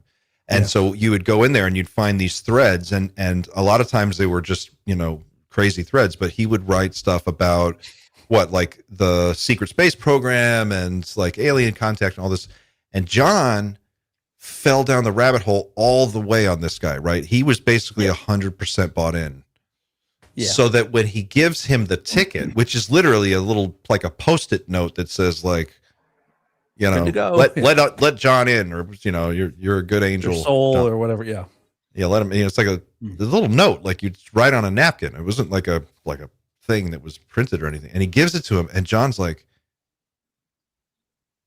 this is real. Like this guy knows how the moon was constructed and towed into orbit, 8 billion or 20 billion years ago. It was made on Jupiter and towed to Earth as a guard post. 20 billion years ago. 20 billion years ago is what this needs, regardless of its authenticity. It needs a Dreamland episode to just read it in full. Xander's already scripting it right now. Oh, yeah. I don't need to script anything. I can just read that book. And John, so I like John Lear's stuff. I kind of fell down the rabbit hole with him too. And I got to a point where I was like, I started with the George Knapp stuff, very presentable, very digestible, and pretty much basic UFO knowledge now, like your 101 kind of stuff.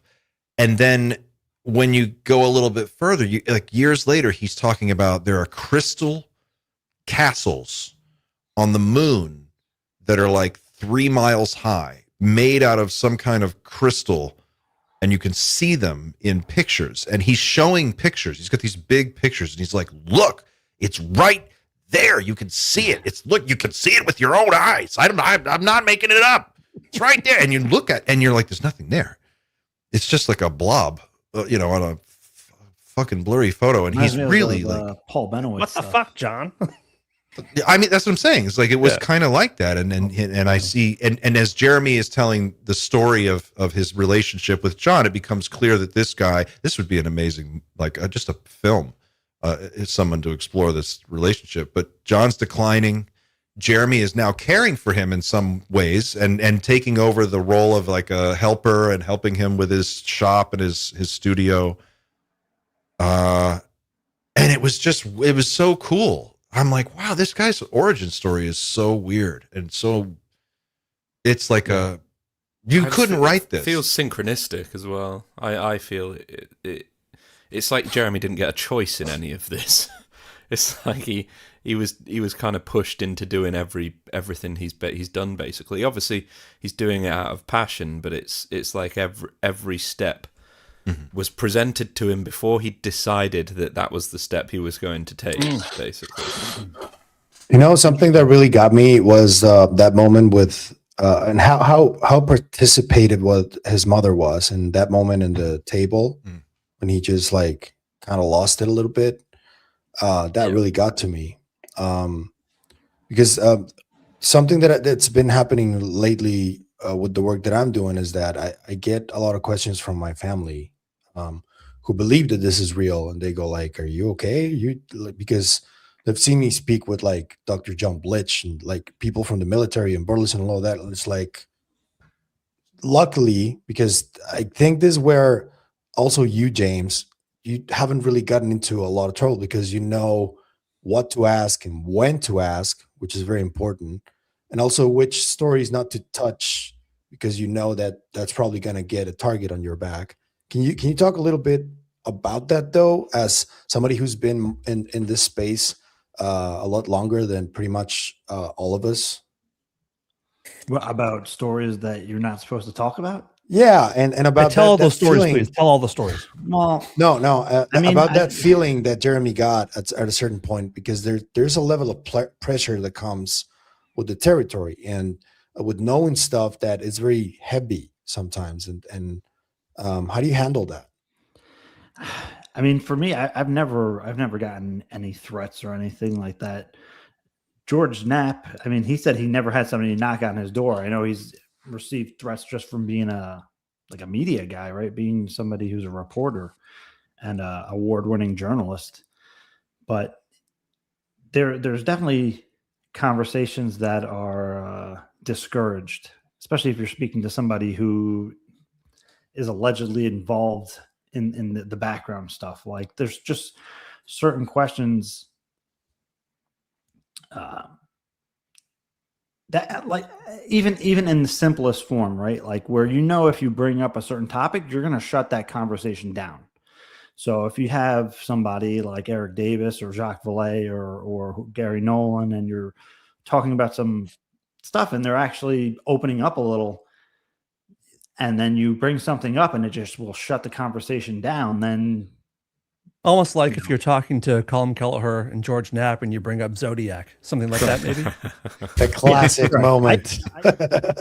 I went a little far there, but I figured this is my only chance to really do it. So it was great.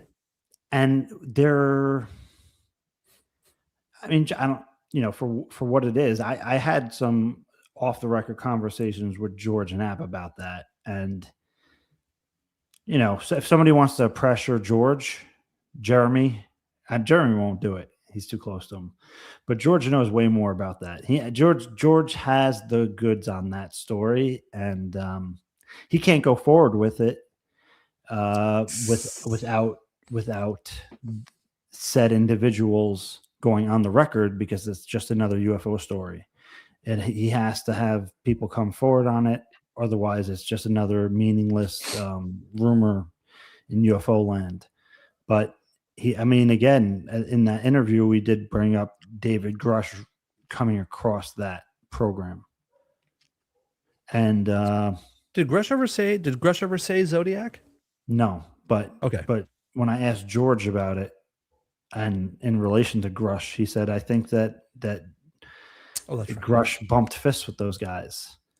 Whoa. And, yeah. Wow. And Colm, obviously, if he can't talk about it, that doesn't mean that he was a part of the program. But if he, as an example, if he got a read-in, right? Because in the legacy program, if they're going to bring you in, they give you a historical bit of the program. So if they're going to read you into that, that would be part of the historical aspect of the legacy program. So even just if you had a need to know basis for whatever reason of some aspect of the program, the historical read-in is something you will receive. The historical read-in is the same for everyone who gets it. I don't know that. And again, I don't know if there's passage material within that. But there was a guy who tell people what passage material is for people who don't know. Yeah, I mean, even Bob, I don't know if Bob Lazar called it such, but if you're getting a read-in and they give you material, so if you speak about it and there's a certain detail, they can identify you, they can trace it back to you because the passage material is for you. So if you're talking about it, they can identify the source of the leak. So this containers word that Bob uses could be a way, like it's putting a dye in your plumbing to see where the leak is. Like you could. I mean, Aerial element 115 could have been the passage material. Could have been the number. Just like the Right. number Well, of time that and- humans have had their genetic material altered. It was 65 or 64, and they may have given somebody 30, and then that's all. That's the only thing they need to switch. Well, and what's interesting about the Bob Lazar story is like the whole thing could have been intentionally meant to leak, and the whole red herring to the story was element 115. Even if Bob Lazar took a piece of it, right? Like, is he able to test it to see if it's going to produce the effect? I don't know, but Wasn't that cloud chamber test? Wasn't that with his material? It allegedly was, but that, I mean, it could create that effect without being actually element 115. I mean, I don't really know. Has he claimed? Is this? Do you think this is a real claim that he's like he actually has physical possession of this, I believe he or does. is this like an insurance thing where he's like, yeah, maybe I do.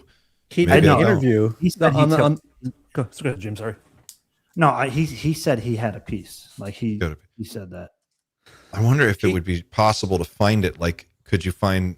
I don't know. Like, if somebody had plutonium, could you find it from a distance? You know, like is element one In the Chris Ramsey Jeremy interview that came out today, Jeremy says that during one of Bob's interviews, the 115 is behind him on a shelf in a container, and no one knows that. But it's been on film before. He had it hidden in an interview in plain sight, which I hadn't heard that before. In terms of it being detectable, like radioactively, probably not, because you could handle this stuff with your hands. Yeah. So it wasn't radioactive in that it wasn't very radioactive. So Timothy Taylor knew what he was looking for, and the gifting field be a detector that he rigged. So I'm sure that if you want to make a device that can track something as rare as that, you probably could. Sure. Yeah, or he's got a detector that detects something else. I don't know. Yeah. Well, I imagine if they could detect it, he would have been like, when the reactor they would is have arrested running, him by now. It is radioactive because, provided Lazar's interpretation is correct, it is transmuted into 116, which then immediately decays. So that is radioactive, and I guess that could be the thing that is detectable, particularly if it's in an active reactor. But I don't know. This is pretty much in the complete realms of speculation, really. We by the way, we jumped over to this topic of the groundwater contamination, and that was right when you left, James. We should circle back on that and get your perspective on this. I don't want to muddy the water here, but that was another thread that we started on, and we never actually finished that thread. So, yeah, what do you guys think symbiotic manipulation means to you guys? I mean, wow. it's body snatchers. I mean, yeah, this reminds me of Venom, right? We are Venom. But it's been pointed out that symbiosis usually means something that benefits both hosts, both parties. So I got a message from someone, and she's very, very smart, and she speculated that maybe the symbiotic manipulation could be that once this stuff gets into you, it kind of can give you the gifts of remote viewing or certain kind of intuitions, where it kind of like, because Jeremy talked about how the worry was that it alters human DNA, but it doesn't mean it alters it for better or for worse. So it might be something that kind of upgrades a person to give them more abilities, which would be symbiosis in a way. Midichlorians. Yeah, kind of. Sure. I mean, it's definitely an interesting idea. Yeah. And in some regards, if that were true, it could explain some of the post-contact effects, because again, a lot of these people, and it's like, with contact, you don't know what came first, the chicken or the egg, whether the people are having encounters because of their constitution, or does the interaction cause the augmentation of their consciousness or unlock something. Yeah. Right. Like enhances them, like Dr. Jacques Vallée talking about the Dr. X, or all these people that have the post-contact effect, where all of a sudden they have an opening in their awareness. Mm-hmm. That seems very intuitively correct, right? That feels right. You're talking up to an intelligence that has access to a larger field of view than we do, and maybe by like just that virtue of that connection, it just forces you to switch on a little bit more. So, and then once it's gone, that lingering effect remains, and you can still see things that you couldn't see before, or perceive things that you maybe couldn't. Part of my thinking on that is, there's two ways to look at that I'm thinking of right now. Is that if your aperture is like this, and then because you have an interaction with an advanced intelligence, another part of reality, your aperture all of a sudden becomes like this. Yeah, and that doesn't go away because now you've perceived part of this non-physical reality. Or it was non-physical at the time, but your exposure to it made a greater version of reality visible to you. Yeah, or that's the secret. Then that's why they don't want open contact, because it would make everybody. It would activate everybody. Well, look, I mean, James's story earlier when he had his first kind of experience, and then it became a couple months of like consistent experiences. Correct? Like it happened. You had a bunch in a small period of time. Yeah, but also the other kind of effect that I think is interesting is called entrainment, right? So if they're here and we're here, or in the consciousness, your ability to perceive reality around you, let's say your level of awareness, with entrainment, it's not like this one goes here or this one goes here. With entrainment, they kind of have a medium and they meet in the middle. So in interactions, when you're having contact, it raises your level of awareness to be able to interact. And so you have a new baseline, essentially. Which means it should be theoretically possible to artificially like reproduce that again and again. And then you could switch on people. I mean, ask Dr. Dean Radin. If it's that simple. And his nasal spray that he's talking about that can essentially turn on people's psi abilities. Say wait. Say what? Yeah. Please explain. He's working on that. He told me a little bit about it. I'm not sure if they're like on human trials yet, but he's working on something that is a nasal spray. Do we know what the main compound is, or what the main? I asked him. He wouldn't say. No way. I mean, if that is true, Dean Radin is very conservative to begin with. I know he's talking about psychic phenomenon, but if you ever spoken to him or watched him talk, he's very conserved. For him to go out on a limb and say that is because he is concerned greatly for what might happen to him or the research. Yeah. And it was something that really strikes me about him and the research that he does is that he's very, very, very evidence-based. Like he's a scientist. He's written hundreds of papers about this stuff. And when we talked about that, I was like, whoa. So I had heard rumors that probably Dr. Nolan was also involved in something like that, but I don't know if he might be with Dr. Dean Radin specifically, but yeah, he did talk about that. It says here, so I looked this up. It says on one of his articles here, breathe easy, non-invasive gene therapy for anxiety and memory boosting. Is this what you're talking about? Does this sound right? It says, I wouldn't doubt if that's related. The mechanism is gene silencing via a nasal spray. The therapy uses an intranasal delivery system to bypass the blood-brain barrier, a major hurdle in neurological medicine. It targets the HTR2A gene, which encodes the 5-HT2A serotonin receptor. That's what I thought. Oh, yeah. So he made it more public now. I would have done it slightly differently than that, but that's what I was thinking too. Yeah. That works too. I mean, if you want to do it that way, that's fine. I would have done it, but it doesn't matter what I would have done. It says by reducing the number of these receptors in certain brain regions, the therapy appears to stabilize mood and improve cognitive clarity. We could all use a little bit of that. Well, okay. Promising preclinical results in anxiety reduction and memory boost. But the way that Dean Radin was talking about was much more explicit in regards to psi. Yeah. I wonder if I might not be looking at the right paper here. But. No. I mean, don't get ahead of yourself because there might be something. He might be masking it, right?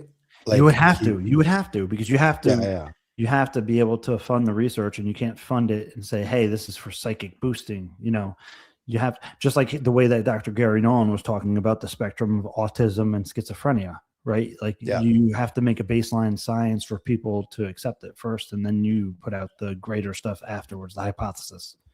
Cognigenics is developing IRNAI trademark, a precise, non-invasive intranasal RNA interference platform, a platform that delivers programmable therapeutics directly to key areas of the brain to modulate the neural circuits underlying mood, memory, and cognition, supporting lasting brain health and cognitive function across the lifespan. Wow. So they can make custom RNA medicines targeted at your brain function and just like update them. I mean, that sounds like, yeah. Wow, this is this is his website. I didn't know any of this. Yo, Clint, hook us up. Yeah, hook us up, brother. Sorry, I mean, just wow, take over, but this is pretty interesting stuff here. That's directly affecting emotions, chemically, essentially. That's what that does. Well, it's funny too, because meditation is said to boost psi, which I think that there's something to say for that. And in meditation, you're going to do similar things. You're going to reduce anxiety. You're going to have better control of your mood and emotions. You're going to be able to reduce the noise, right? The noise to signal in the brain. And who else? Who knows what else is going on? Neuroplasticity as well. Yeah, like coherence, a level of coherence. Yeah, but also through, I believe it was Harvard who did a study and said in as little as 2 weeks, the meditation practice was able to alter gray matter, and that's an old Harvard study, and there's been more since. So, have you ever seen that demo that they do, the TM demo where they have the girl wear the EEG? Oh, and real quick, you said you wanted to do a TM class, and I'm just going to tell you all TM is. When Dr. Stephen Greer teaches a meditation course, he's teaching you TM, because Dr. Stephen Greer used to be a meditation teacher for Maharishi Mahesh Yogi, the founder of TM. Oh, okay. Yeah, I'm sure it's cool to go if you have a structure and you go to the TM course, but all TM is it's a mantra meditation. So if you've ever heard of Dr. Greer's mantra, the one he teaches, he transmits, I received that mantra from him, but he does it publicly too. That's the advanced TM technique. It's more advanced than what the standard TM technique is. Because there's the regular TM, they give you 2 syllables, and that's your mantra. And there was like a kind of scam thing. They found out that they were giving it to everybody based on their birthday, the year and the month they were born. But there's Vedical astrological reasons for that. They didn't just say, hey, just whatever. So I don't think that was disingenuous in that way. But everybody receives their own mantra. They're not allowed to tell anybody what it is. But Transcendental Meditation had a city program, like the Siddhis, the advanced psychic powers that yogis gain through practice. So Transcendental Meditation, they had a city, like a super ability program, basically for advanced students. And I believe that what Greer is teaching basically is that. Oh, well, that's what I'm talking about. A real life Jedi school or something like it. There's many of them, right? Like there's Rosicrucianism, there's yoga, there's Buddhism, and there's a million systems. So they all have their own take on how to. But none of them are available in strip malls across America. This is what I'm saying. They are. If people get their head out of their ass next to a Pizza Hut and a jiu-jitsu school. Players. Yeah, it's there. It's there for everybody to see. Yeah. But it's like who actually wants to do the work? Nobody wants to do the work, right? Even for remote viewers, it's not just like they do like 10 seconds, like they have to practice, right? So any of that stuff has to be developed. But many of the traditional schools will tell you, the development of those abilities is natural, but don't chase it because it's a distraction from the ultimate goal, which I do think probably has validity to it, but not that it should be completely discouraged or ignored. You mean the finding a particular school of thought and adopting that as your like mechanism for interacting with this? Well, I mean, most schools of enlightenment will tell you don't get hung on to the cities or the psychic powers or stuff, because number one, it will consume you or corrupt you and that kind of thing. And then you see these kind of rogue gurus who are exploiting their students and stuff, probably, in part of that, right? But they say it's a distraction ultimately from understanding the nature of reality, right? Like the cities or the superpowers are not the goal. It's right. It's actually a side effect more than anything. Because if you are consumed by the pursuit of the kind of extra normal abilities, or Dean Radin did a book called Supernormal, excellent book. Then you will be distracted and you'll be taken off course from the true goal of those systems, which is awakening. And that, like, the cities are almost like a perversion. Not they're a natural ability that everybody has, right? But that's not the goal. But it would be like it's like weightlifting for its own sake, to the point where you're just a super freak and it's like obviously interfering with the rest of your life. Like you're so hyper focused on one thing. It's like, yeah, you should do it, it's good, but like there's a point where it probably becomes a little much. So put it like this, right? I mean, to that example, it would be like bodybuilding is like a perversion of when you should be working out for general health and wellness. Right. Okay. Kind of probably thing, not the best. Yeah. I understand what you mean. Yeah. Because you can actually hurt yourself bodybuilding in a bunch of ways, right? Or powerlifting or whatever, when you should be the goal of working out is fitness and well-being and all that kind of thing. Again, it's all beauty's in the eye of the beholder, right? Sure. So that's a perspective, but that's what those systems teach. And because also, if you're practicing meditation, right, and all of a sudden you open clairaudience, which is psychically hearing maybe disembodied spirit or a non-human intelligence, whatever, demons, right? Mm-hmm. That's going to be a distraction from awakening, number one. Number two, it could drive you crazy. Right? So, or if you start believing the voices or whatever, because let's say that you're practicing advanced meditation and you develop clairaudience, like you do that, just because you hear something doesn't mean you know what it is. It could tell you it's an angel or whatever, and it's actually misguiding you.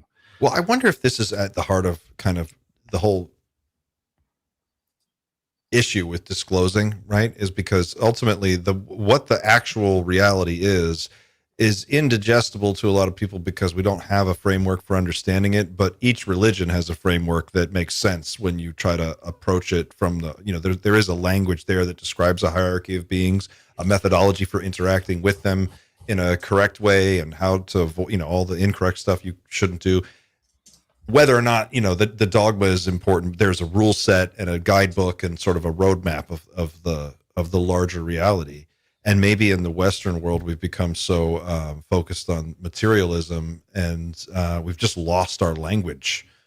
And so we're grasping we're trying to figure out, like, well, can I do it through CE5? Does it have to be called CE5, or can it be just a meditation? Or, we have to rebuild a new methodology, because we don't really have one, at least in this country. How do you describe what would be described by every religion as a demon or a spirit if you don't have that language? If you won't accept that language is a real thing, so now we've got to say, okay, well, it's transdimensional, to come up with another way.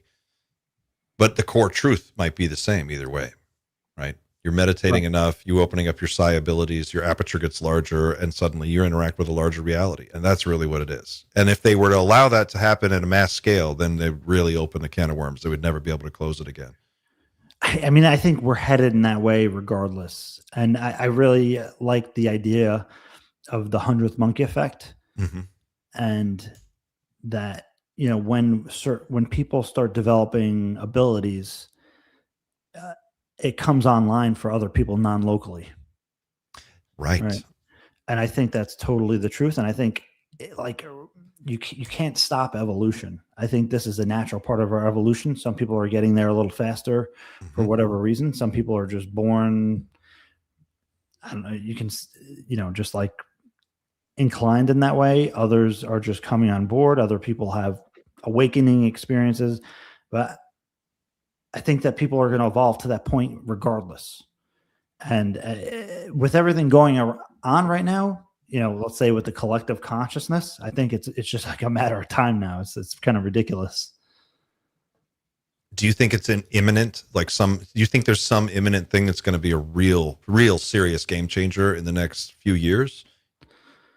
I mean, and the question comes down to the phenomenon. We don't know the intentions of the phenomenon that I'm aware of. I mean, even say in my own contact experiences, I don't take the stuff at face value, because look at, like, I hate to say it this way, but look what happened to Chris Bledsoe, right? Like, he totally believes it.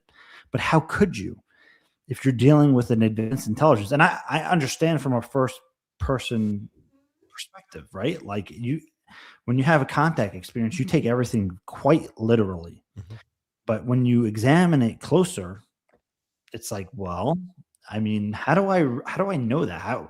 Why should I believe this? Right? Just, yeah, there's something real here. There's a contact experience. There's some other non-human intelligence, but why should I take anything that they might communicate at face value? Number one. Number two, how do I know I'm not somehow misinterpreting whatever the message is? Mm-hmm. Number three, how do I not know it's not a lie? Right. And in most indigenous cultures with a long history of interaction with other beings in the hierarchy, they have people who are specialists. That's the role of the shaman, is to be the specialist who can interface with that world and act as a guide and bring information back and then explain and relate that back to our reality in some way. And I wonder if our problem here is just that we don't have that. We don't have a role in our culture for that. Well, I mean, you have you can say you have the experiencers, right? They're kind of like the interface from the others, non-human intelligence, to humanity, right? And it often seems that experiencers are used, right, for better or worse, for the phenomenon to interact with humanity, because, you know, these people, they have the experience. What do? They talk about it, and that myth spreads amongst humanity, and people have their own interpretations of it and followings. And I mean, again, I keep pointing to it, but look at Christopher Bledsoe. He has a whole following of people who believe everything he says. What do you think about that, by the way? Because that's getting a little interesting. The Bledsoe. I don't.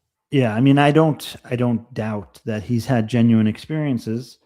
It is concerning that he was kind of swarmed by the intelligence community, and I don't know to what extent they've hijacked his perception. Number one. Number two, his messaging of what is the intelligence community trying to communicate through Chris Bledsoe to the UFO public and to the larger public. For better or worse, maybe the intelligence community has like completely awesome and beneficial reasons for doing that, and they're completely well-intentioned. I don't know. Usually they are. Right. No, but maybe not. Right? Like, why go through all those hoops instead of just telling people directly, like, what's up, right? But they're utilizing proxies and messengers and the only thing I can come up with on that, and I'm curious in our chat if anybody here has any thoughts on this, and this would actually be a great time to remind you, if you haven't already, please hit the like button We're at the 2-hour mark, and before I do the other thing, I'll say this: how are you guys on time? Anyone want to go into overtime for like another 30 and do some audience questions? Or I know I'm Pavel, good, you're, for that. Yeah, I can do it maybe half an hour or so. are you okay, Pavel, for like another 20, 30 minutes? Yeah. Yes. Pavel's always like, dude, don't do that to me. He tells me, he's like, stop doing that shit. Thing is, you guys know I got do shit to breaking do news. today. There's a lot of stuff coming out. Am I the only one here without a beard? You pretty much. And we don't have hats. The chat is on fire about the hat. Someone needs to put a hat on. What is up with that? Why am I the only one here without a beard? You might not be welcome back until you grow a beard, but I'm sorry, but it's not gonna work You'll out. have a beard tomorrow. But you're gonna have That's how this works. Your aperture is. Yeah. Andy has a little bit of a scruff. Andy has a scruff. I think, doesn't he? I'm gonna run to the restroom real quick. I'll be right back, guys, and then we'll. So We're I in wanted silence. to ask because there's a part of the documentary that I think would be good to mention, which is the story about Dylan Borland, because clearly that's his voice, right? And for me, it's a very poignant part of the story where he's like clearly expressing how much under pressure he is, and I think that remains the case right now, but it's always been like that for him. I don't know what you guys think about that specific part, and also the reference to Matthew Sullivan. Yeah. There's a part where Grush is on the phone with Jeremy and talking about people that he's worked with who have, been taken out. And then there's a part where Jeremy's kind of talking to himself when he's doing some house repair.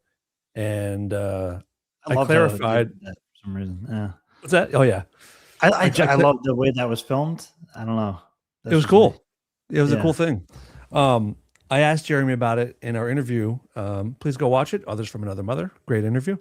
And he confirmed that it was Matthew he was talking about, but he didn't want to go into any detail. He said that story is not his to tell, but there's a lot more to it. But the stuff with Dylan I thought was very heavy, and it kind of, we were talking earlier about the responsibility and the dangers of journalism, and one of those responsibilities is protecting your people and letting them know that they're cared about, and you can really see that. You could see that relationship played out pretty well in those couple scenes. Did you guys think that?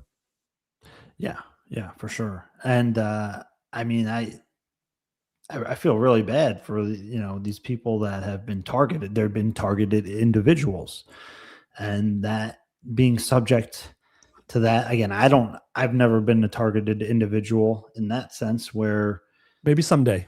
Well, hopefully you'll get there. I hope. No, I hope. No, but seriously, okay. Some of these people, they're hit with directed energy weapons, surveillance. I mean, even George Knapp was under surveillance, right? Phones tapped. Yep. Yeah, and he was talking about how he's talked about it before, but I'm glad they highlighted it in the film that they would go Men in Black style and go discourage witnesses, saying like, "Do not talk to George Knapp or any reporter about this story." Yeah, that's. I think it'd be.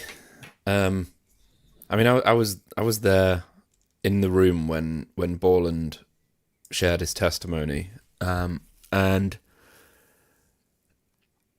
yeah, I'm sure you guys and he wouldn't mind me saying there is currently a disconnect between what I know and what I think is additional information, and that the film really showed that. I think it's quite obvious that Dylan's story has not actually been told. He's certainly a character now, and he's a player in this whatever's unfolding. But I don't think really he did tell a story at in the hearing, and I think it's a true story, but I don't think it's his most important story. That's just the impression I get from the public-facing stuff that I've seen of him. So, yeah, I just want to know more, and I understand that at least it has to be done in the right way. It would be good to hear more from him, wouldn't it? I do really hope that happens. Yeah, sooner than later, maybe. That'd be cool, wouldn't it? Come on. Yeah, Don't edge me, dude. kind of an aside is it was really interesting to hear David Grush talk about General Neil McCaslin as a hostile witness. Yeah. And I get that because he was outed, and once his cover was blown, I mean, that's it, man. What is your sense of what happened to him? Do you think he was taken out? Do you think he? I mean, my most optimistic view would be that he was taken to secure location, but I mean, most people or a lot of people are suggesting that he committed suicide, which would be incredibly sad. I really just don't know. I mean, it's easy to fall into the mindset that he was taken out, and there'd be good reason, either for him to be taken or taken out just because of his credentials. Forget about the UFO stuff. Everything else he worked on makes him a highly valuable asset. So, yeah, I don't know. How would you even know? I know I keep referencing the Ramsey Corbell interview, but in that, Jeremy said that his opinion is that he was murdered.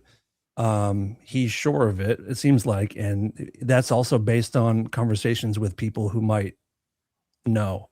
So that I was surprised to hear him kind of go on record and say that, but he's very confident that yeah. I mean, that's a damn shame. It really is, and it's fucked up, and that's the kind of stuff that just can't happen in anywhere. Was Jeremy suggesting or implying that it was the legacy program?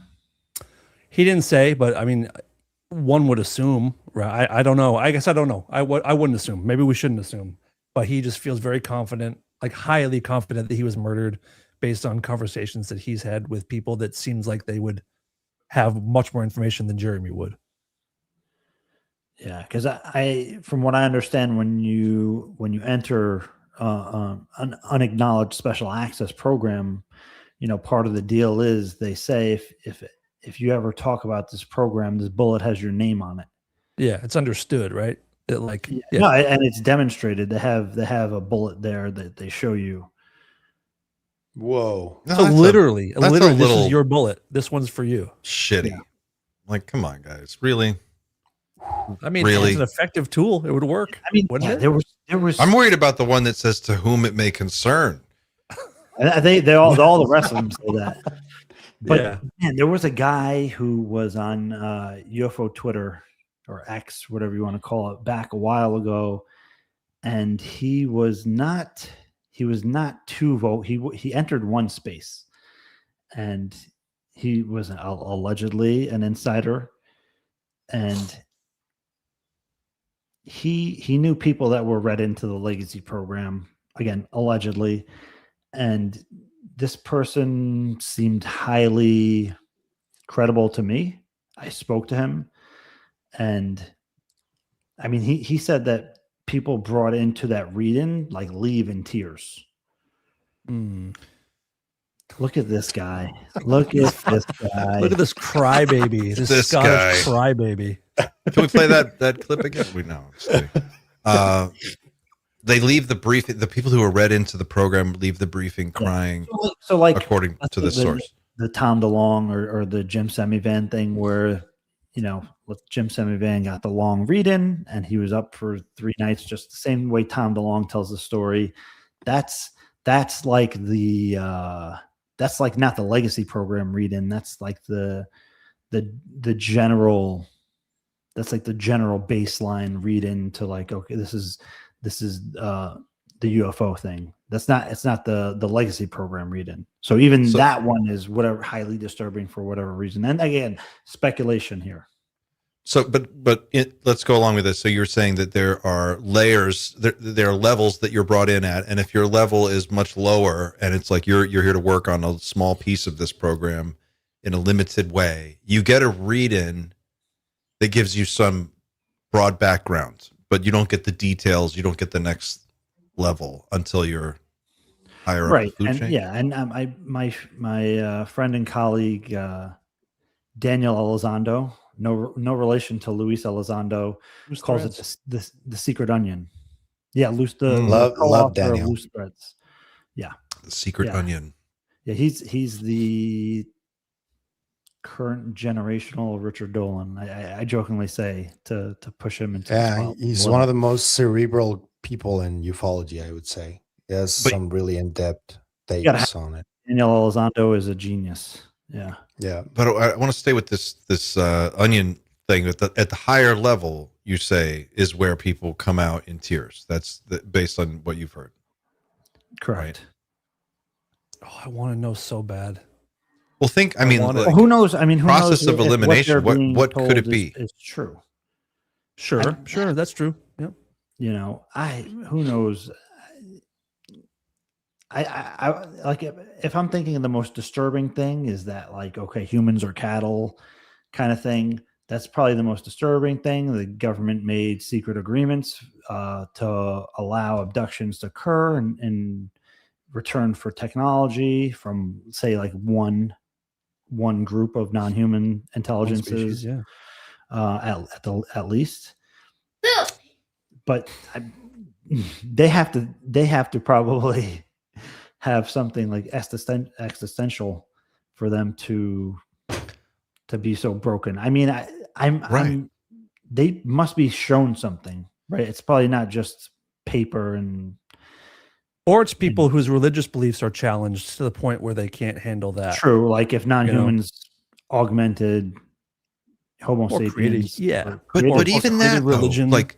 Think about every really heavily religious person you've ever met. Their faith is pretty much unshakable. Like, you could show them anything, and it doesn't really matter. Well, maybe I mean, look at Kirk Cameron. He's going on about this banana thing. He's challenging people out on the street. He looks like a complete fool. I'm not saying everybody's this way, but I'm saying that their faith is very strong, and I imagine they would probably be the last people to crack. As far as if you have an authority figure telling you something like that, which is like your superior basically, and who knows if they provide evidence, right? It's different than UFO Joe. No, not actual Joe Mercia, but not Joe UFO. Yeah. Or Richard Dolan, or in a documentary on TV, you can kind of write that guy off. But imagine if it was your pastor or somebody that you perceive as an authority telling you definitively, God didn't make humans, aliens did. And like, if you were religious, what if the Pope said that? Yeah. The thing is, I don't believe that is the truth, because we've had a few people that claim to know, and they still believe in God. David Grush being one of them, Lou Elizondo being another. Yeah, it doesn't have to be exclusive, but what I'm saying is, if I think that if they were told that, I could see people cracking. I could see it if it was. I think it would have to be bigger, right? Like, because tragedies around the world, like alien abductions, if those were allowed to happen, they happen, and it's terrible. But there's terrible stuff happening all over the world. I mean, there's a genocide, there's a war. There's all kinds of things going on, and that's not. People in the national security. Where does your mind go?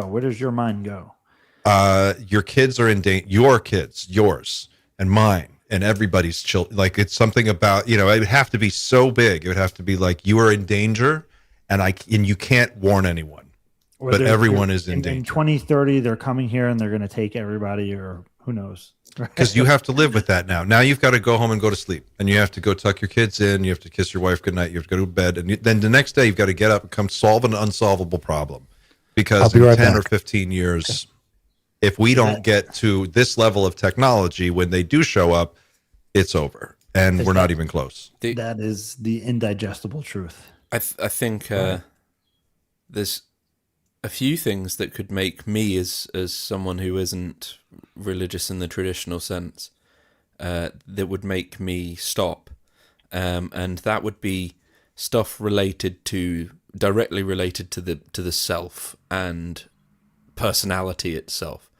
So we've talked tonight about symbiotic manipulation and things like that. If we think about this, is again, we're going to have to speculate a little bit here, but if you think about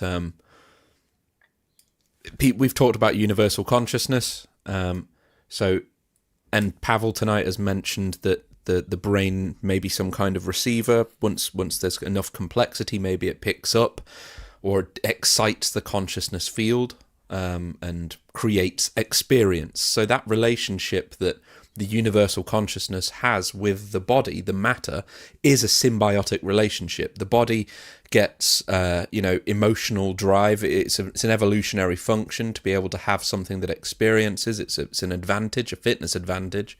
Likewise, consciousness gets experience. And if that's the case, and we've got symbiotic manipulation going on, what does that actually say about your loved ones? Who the hell are they? Who is my daughter? Like, does that person, what if you found out that person doesn't exist? There you go. That's messed up. Yeah. That would be that feels so earth-shattering for me. meta, though. I mean, I almost feel like it's got to be more. I feel like maybe all right, sometimes I worry or I wonder if we're not making the mistake of way over complicating this thing. I mean, that could Maybe be, yeah. You know what I mean? Like, we're reading into a lot of lore and a lot of interpretations and stuff. It's like, maybe it really is as simple as they are coming here from somewhere else and they have an agenda and it is not in line with our agenda. And there's not much we can really do about it, but there is a timeline. We know kind of where we are on it. And we know that in the end, it doesn't look good for us. So our Hail Mary plan is to try and advance our civilization 10,000 years, but we only have a century to do it. Yeah. It's like the 3-body problem. Yeah. Yeah, right. Sure. So you can't tell anyone, but you got about a century to figure it out. And you also, by the way, while you're doing it, you can't destroy the planet. You can't have a third world war. You got to make sure we get through and maintain our industrial base so we can keep building computers and all the infrastructure we need to reverse engineer. So you have to protect civilization from itself while you try to back engineer your way to some kind of a solution for an impossible problem. I could see that. And then you go to the president and you tell him that and they go, okay, well, what do you need? Well, that's the thing. You don't tell the president, apparently. Or you tell some, yeah, well, I guess it depends on the president. Historically. But maybe we are now. Maybe that's why things are accelerating so quickly. We have people like Lou Elizondo and others who keep talking about, like, time is not a luxury that we have. Well, dude, what the fuck are you talking about? Like, explain what you mean. You can't just say that stuff. If you're, I guess you can because they're doing it, but they're doing you can't leave us hanging with this stuff. You can't say that and then be like, all right, we'll see you on another podcast sometime. Like, what are you talking about? What is the time relevance? There's a great question in our super chat in our chats here from Wes Decker. Thanks for the super chat. It says, what if the reason for all of our massive nuclear buildup was more about a planetary failsafe or self-destruct capability to force the phenomena to leave? Captain Kirk diplomacy. I love Captain Kirk diplomacy. It's effective 100% of the time. We will blow this planet the fuck up. We don't give a fuck. E.T. Watch this shit. Like, I like that. We'll burn the bitch right down to the ground. We don't care. No, I think Miles the nuclear Dyson. capability is something that is part of this equation, because obviously the observation, surveillance but they've allegedly shown the ability to turn them on and off. But I do think that there's something about the nuclear capability that could make things difficult for non-human intelligence for whatever reason. And this goes back to the Starfish Prime story that Tom DeLonge would tell, that the EMP from a nuke has the ability to not only neutralize their cloaking capability, but just to take them out altogether. And I do think that that is true. I think that however powerful they are, when you rip reality apart, that it will mess them up. I do think that part of Tom DeLonge's story is true. So we are like apes that figured out how to use a machine gun. Yeah. Or we were apes who figured out how to use dynamite, and we can kill them. And we know we can. We've now realized we can kill them. We can shoot their shit down. We can disable their technology, and they know we know. But we're in a stalemate because they're here. and we hold the keys to the nuclear arsenal. Maybe they can turn them off, but not all at once and not all the time.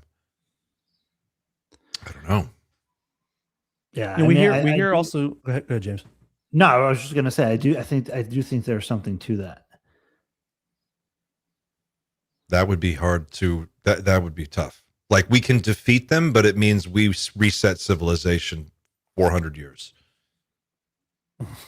Jesus. No, nobody wins in that Doom meter, scenario, and Doom maybe meter that's going the up. point. No, secret space program wins because they come back and now they've got all the technology. They take over, establish a new world government with their technology after everything else is destroyed. That would be, if I was writing a Blue Beam kind of a thing, I could see that scenario. Yeah, but I don't like that. But the thing that always gets me about those kind of theories, not the Blue Beam, but the nuclear thing, is like, well, why would they wait for us to keep evolving our infrastructure and weapons? Like, why wouldn't they have done whatever they wanted to do when they saw the first atomic bomb go off? Be like, we need to shut this shit down now.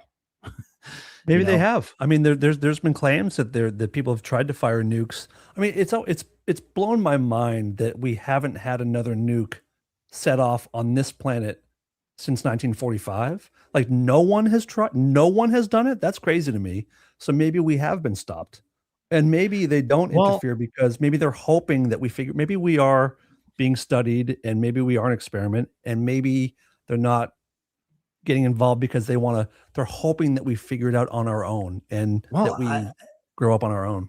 To some extent on that, I do think that they have some kind of interest or vested interest in us. Definitely. I don't know what that is, but they clearly could have wiped out humanity, but for some reason it seems that they don't mind us being here. For now, at least, for now. But if they wanted to extinguish us and not destroy the planet, they could, right? Yes. You just unleash some kind of alien virus or whatever, yes. and we're done. Sure. Look at Doom meters at 10. We hit 10, guys. If you want to vote on our Doom meter, this is our proprietary technology that we have developed here at Night Shift Global Headquarters that actually tracks the exact P Doom across the entire panel, and then aggregates it into a easy to read graph that you can just look at. And as you can see, we're up to 10. If you want to vote, you can go to doomerfriday.com/vote and submit your vote to escalate or de-escalate or hold the threat level. We're at Doom Factor 10. And apparently it goes to 11. We've been told it goes to 11, but we're trying not to get there. We're trying not to get there. So please go de-escalate. So and the sounds are fun. Yeah. Yeah. I don't want to go to 11 because I'll hold back my theory that UFOs themselves are bombs that are being planted. There it is. There it is. Oh, fuck, I did it. God damn it. Sorry. You did it. I didn't mean to. Well, we've gone all Spinal Tap. Oh, wow. There we go. Amazing. Whoa. What was that? It's a heartbeat. It sounds like beginning to a point of convergence, didn't it? Wow. Yeah, it's got to be bad. It's got to be bad if people are crying. And it's got and to keep it so secret, I mean, the absolute total push for secrecy. Why else would there be stories about Russians working at Area 51 during the height of the Cold War? That seems a little hard to believe. Yeah. What if the whole point is for to keep it secret so they don't know our capabilities? I don't know. Right, that's what Tom DeLong was saying, that we were hiding our advancements from non-human intelligence. To me, that sounds like a little ludicrous, because if China can hack us and find out what we're doing, why couldn't non-human intelligence, when likely they created? We're basing our computing technology on the integrated circuit that they provided us. Yeah. And then, but you also, I think you would also have to put yourself in the position of like military planners and intelligence operatives at the height of the Cold War who are going, well, we can't do nothing. What do we do? Let's get our best guys and let's strategize a campaign and let's do what we do, but we have to do it at another level now. And we have to figure out how to how do you fight an enemy that's psychic? How do you do that? You know, how do you fight an enemy that can, like, you know, go through walls? And maybe that's what it is. Like, part of the tradecraft that these people have figured out is how to do that. And that's the thing that's the ultimate secret, is how do you resist their technology? Yeah. I mean, I don't doubt that there's been a lot of advancements either. I think, you know, I when I was speaking to Jim Semivan, he said on a number of occasions that the reason that he approached Tom DeLonge is because he thought there was a leak, and in the Secret Machines books, he came across information that, again, Tom DeLonge and AJ Hartley, the fictional series, that something in that book was something that Jim had come across that maybe in an official capacity. Yeah. So he originally approached Tom DeLonge to interview him. He interviewed him in a hotel over a course of a number of hours, saying, like, who's giving you this information? Because according to him, that there was information in the fictional series, the first book in general, that was classified information. Yeah. I wish I knew what. Do you know what? Do you have any idea? You don't have to say, but do you have any idea what part that would be? I mean, the main themes. The thing that stands out to me is basically the TR3B, the reverse engineered triangle, right? That's something that stands out as something that would be considered classified. The other part, I mean, there's other parts that have been in UFO lore, so I don't know what the whole thing about paperclip and taking the Nazi scientists and putting them into the legacy program, and maybe them taking over the legacy program.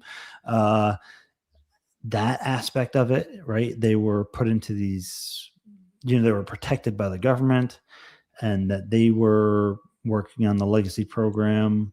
Yeah, the triangles, the psi component, there were psi aspects to interacting with the technology. I mean, again, they had the Maynard Consortium, but that idea of an international group of elites controlling this that transcends government, that's not a new idea.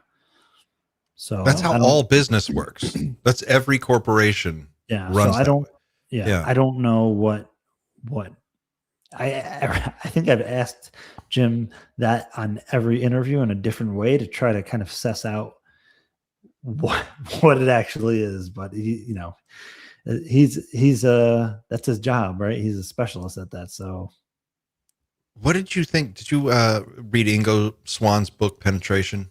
Yeah, you ever read a long time ago. Yeah. What do you think of that whole Axelrod story? Do you remember that, where he's contacted by this guy named Axelrod, and they take him to this underground base and explain to him that he's going to be doing some work remote viewing the moon, and then he finds and then Axelrod was allegedly outed as John Peterson, which before I heard that, I had not even thought about that, but afterwards, is that right? Holy shit! John Peterson. Yeah, John Peterson is the guy who got the meeting with Dr. Stephen Greer with the sitting director of the CIA, James Woolsey, Arlington Institute, right? And I mean, a lot of people sleep on John Peterson, but he has like a whole library online of these kind of weird talks. And you got to understand, when John Peterson is talking, he's not talking out of his ass. He runs a think tank in DC, and like, that's somebody. I tried to interview him, but it was towards his death, and I was not able to get him on. But John Peterson is a very interesting individual. I don't know if that is completely true. Some random account put that out and wrote a series of books. I didn't read the books, but he put that out there, and I was like, holy shit. Wow. I would have never thought of that, but it was just an interesting idea. I'll just leave it at that. It says the Arlington Plan. Is that what you're referring to? Arlington Institute. John Peterson, the Arlington Institute. Yeah, it says, according to testimony from former HUD official Catherine Austin Fitz, who served on the Institute's advisory board from 1998 to 2000, Peterson asked her to help formulate a high-level strategic project. Fitz claimed that the purpose of this plan intended for the Deputy Secretary of the Navy was to prepare the military for the reality of extraterrestrial life. I mean, John Peterson... I don't know why people have not picked up on this stuff, but like, so Greg Braden is like, I don't want to say he's a new age guy. Maybe John. Yeah. Greg Braden. Yeah. I know. I love his work. So he has a excellent work on consciousness, but also from a scientific perspective. He has an entire series with John Peterson. Apparently him and John Peterson are best buddies, or were, again, John Peterson has since passed, maybe about a year ago, maybe 8 months ago or so.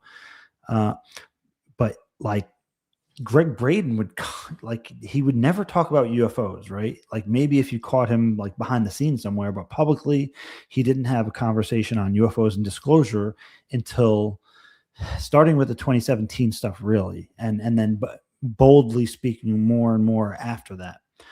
But in the last few years, like Greg Braden's given some talk on consciousness and all this, and then he starts talking about artifacts on the moon that are millions of years old that have human-like languages. That's like Sanskrit and ancient Greek, not exactly, but they're human-based languages. And it's like and then he's talking about Antarctica and all this crazy shit. But like, I would bet my money that that stuff is coming from John Peterson, right? Like I'd bet anything. John Peterson is also best buds with Hal Puthoff and that whole clique. Like John Peterson has some inside knowledge. It says his institute, which historically maintained a client list including the U.S. Navy, Air Force, and Marine Corps, hosted alternative speakers. In May 2001, Peterson famously introduced fringe researcher Neil Freer to an audience containing uniformed U.S. military personnel. Freer's presentation suggested human civilizations were historically manipulated by ancient alien gods, and Catherine Austin Fitz publicly stated that she was once offered a meeting to be introduced to an actual alien through this institute connection. Yeah. So, but it's important to say that just because people have insider knowledge or are inside these circles of the onion, right, so to say, doesn't mean they don't have their own crazy beliefs. I don't mean crazy, but like you start compartmentalizing yourself from consensus reality and you get into these reality tunnels and you end up like John Lear, right? It's a historic lesson. So all of these guys in the Invisible College and the Fight Club and subsequent layers getting deeper and deeper to the core secrets. I mean, that doesn't mean they have a more accurate picture of reality necessarily. They have access to certain knowledge we might not, but that because the information is not consensus, you have like a group of a echo chamber all talking about this stuff instead of it being under the scrutiny of the entire public who it's crazy, right? Like, nowadays, right? If you want to solve a fucking problem, put it on Twitter, right? Like you have these UFO videos, the government can't figure it out. And like some random account on X will figure it out in like 10 minutes. Yeah. Not that their conclusions are always correct, but like they're always fun. The collective consciousness is our best asset. So like, why would we not put our best minds to everything instead of having it? And that's the problem also with the compartmentalization that Lou Elizondo and Hal Puthoff and Eric Davis have all talked about, is that it's so siloed that we're treading dirt here. Because if you had more people working on it, we can actually make better breakthroughs. Where it's like, again, Bob Lazar, stifling progress. Yeah, Bob Lazar talks about the same problem. Like, what the hell? And it's just him and Barry. That's Correct. it. On the whole reactor team, it's just those two guys. There's no one else. Relying on Bob and Barry. Yeah. Bob and Barry. And he's like, Barry, do you know? I don't know. Well, and that was What do you know? That was kind of like the genuine criticism of Eric Weinstein, is that like, why is it run this way? This is stupid, right? Yep. And Eric Davis is just like, that's how they do it. And I don't doubt that what Eric Davis is saying to be the truth as he knows it. And that's probably, that makes perfect sense. Real quick, last question. I just want to throw this out there because it was a super chat that came through earlier, and it says, with an open mind, this is from Jason or Jason 00. With an open mind, has anyone considered Michael Heiser? Jason, Michael Jason, Heiser, PhD theological view on the council, fallen, and gods of other nations, how this corresponds with the phenomenon that we are trapped by forces not allowed to hurt us. Does that... I'm not following this exactly. Like a quarantine. I've heard this from Dr. Stephen Greer as the quarantine. Basically, we're kind of trapped on this planet, even though we have reverse engineered technology and we're able to go out in space. We're like constantly followed and monitored by non-human intelligence. And in the same token, again, this is Dr. Stephen Greer's claim, which he does a lot of the time have some of the best information that's 30 years ahead of most. Like, just for context, like nobody was talking about special access programs until Stephen Greer was talking about unacknowledged special access programs in the 1990s. That was not brought up again until Tom DeLonge came out and Christopher Mellon and Luisa Elizondo. Before that, it was not discussed. Only Stephen Greer was talking about that because why? Because he had people from unacknowledged special access programs coming to him. And I don't know how on the record it is, right? But I'll just say his military advisor was somebody who had his own unacknowledged special access program, not relating to UFOs, but relating to the Navy. So the guy knows how those programs operate. And that's why Stephen Greer had everything so on point with that, because he had somebody who ran a legitimate USAP tell him the architecture of how it's run. I don't want Pavel knows who I'm talking about. But yeah, so this quarantine idea is that we actually do have reverse engineered technology, but we can't go out into the greater deep space with it because number one, we can't mess with them, the others, but number two, because we're being protected from other non-human intelligence groups from interfering with us. There's already a limited place where we can go in terms of like the moon. That's like, and even going there has been problematic in the past. Right. Wow. A lot to think about. We have to leave it there because we've gone 2 hours and 43 minutes. We're almost at 2 hours and 45 minutes.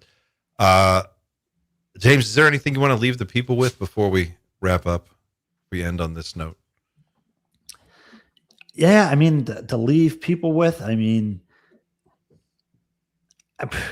the most important thing about all this, I think that the UFO subject and the consciousness stuff and everything should be a unifying factor, because people are concerned about the others and non-human intelligence, but if we can't get along with each other and take care of ourselves, the rest of the shit it doesn't even freaking matter.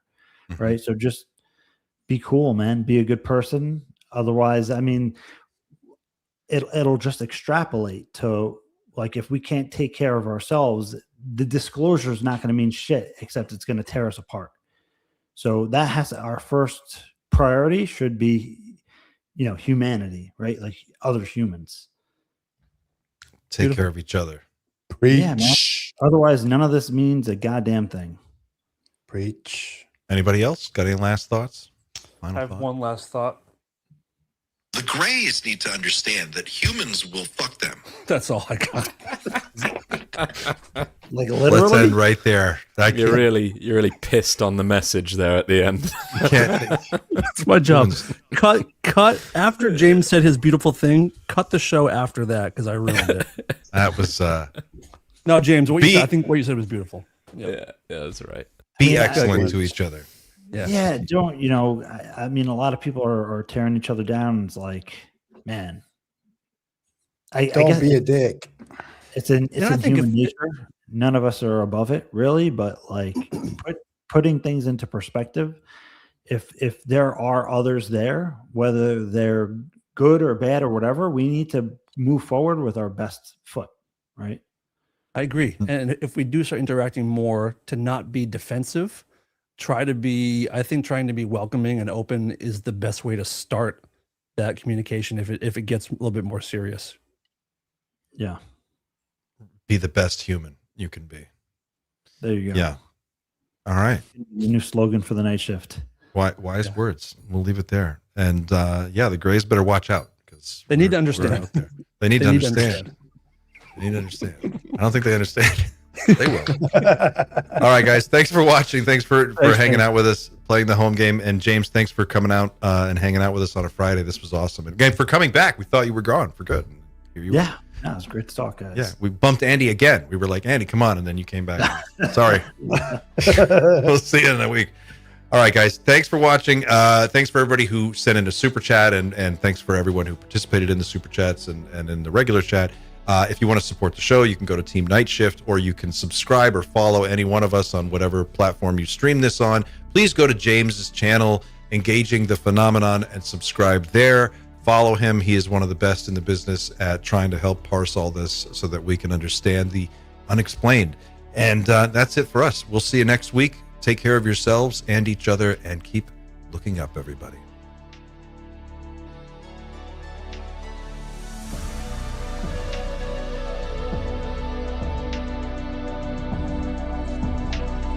I do declare, bastards. Yeah, no, that's fine. Don't worry about it.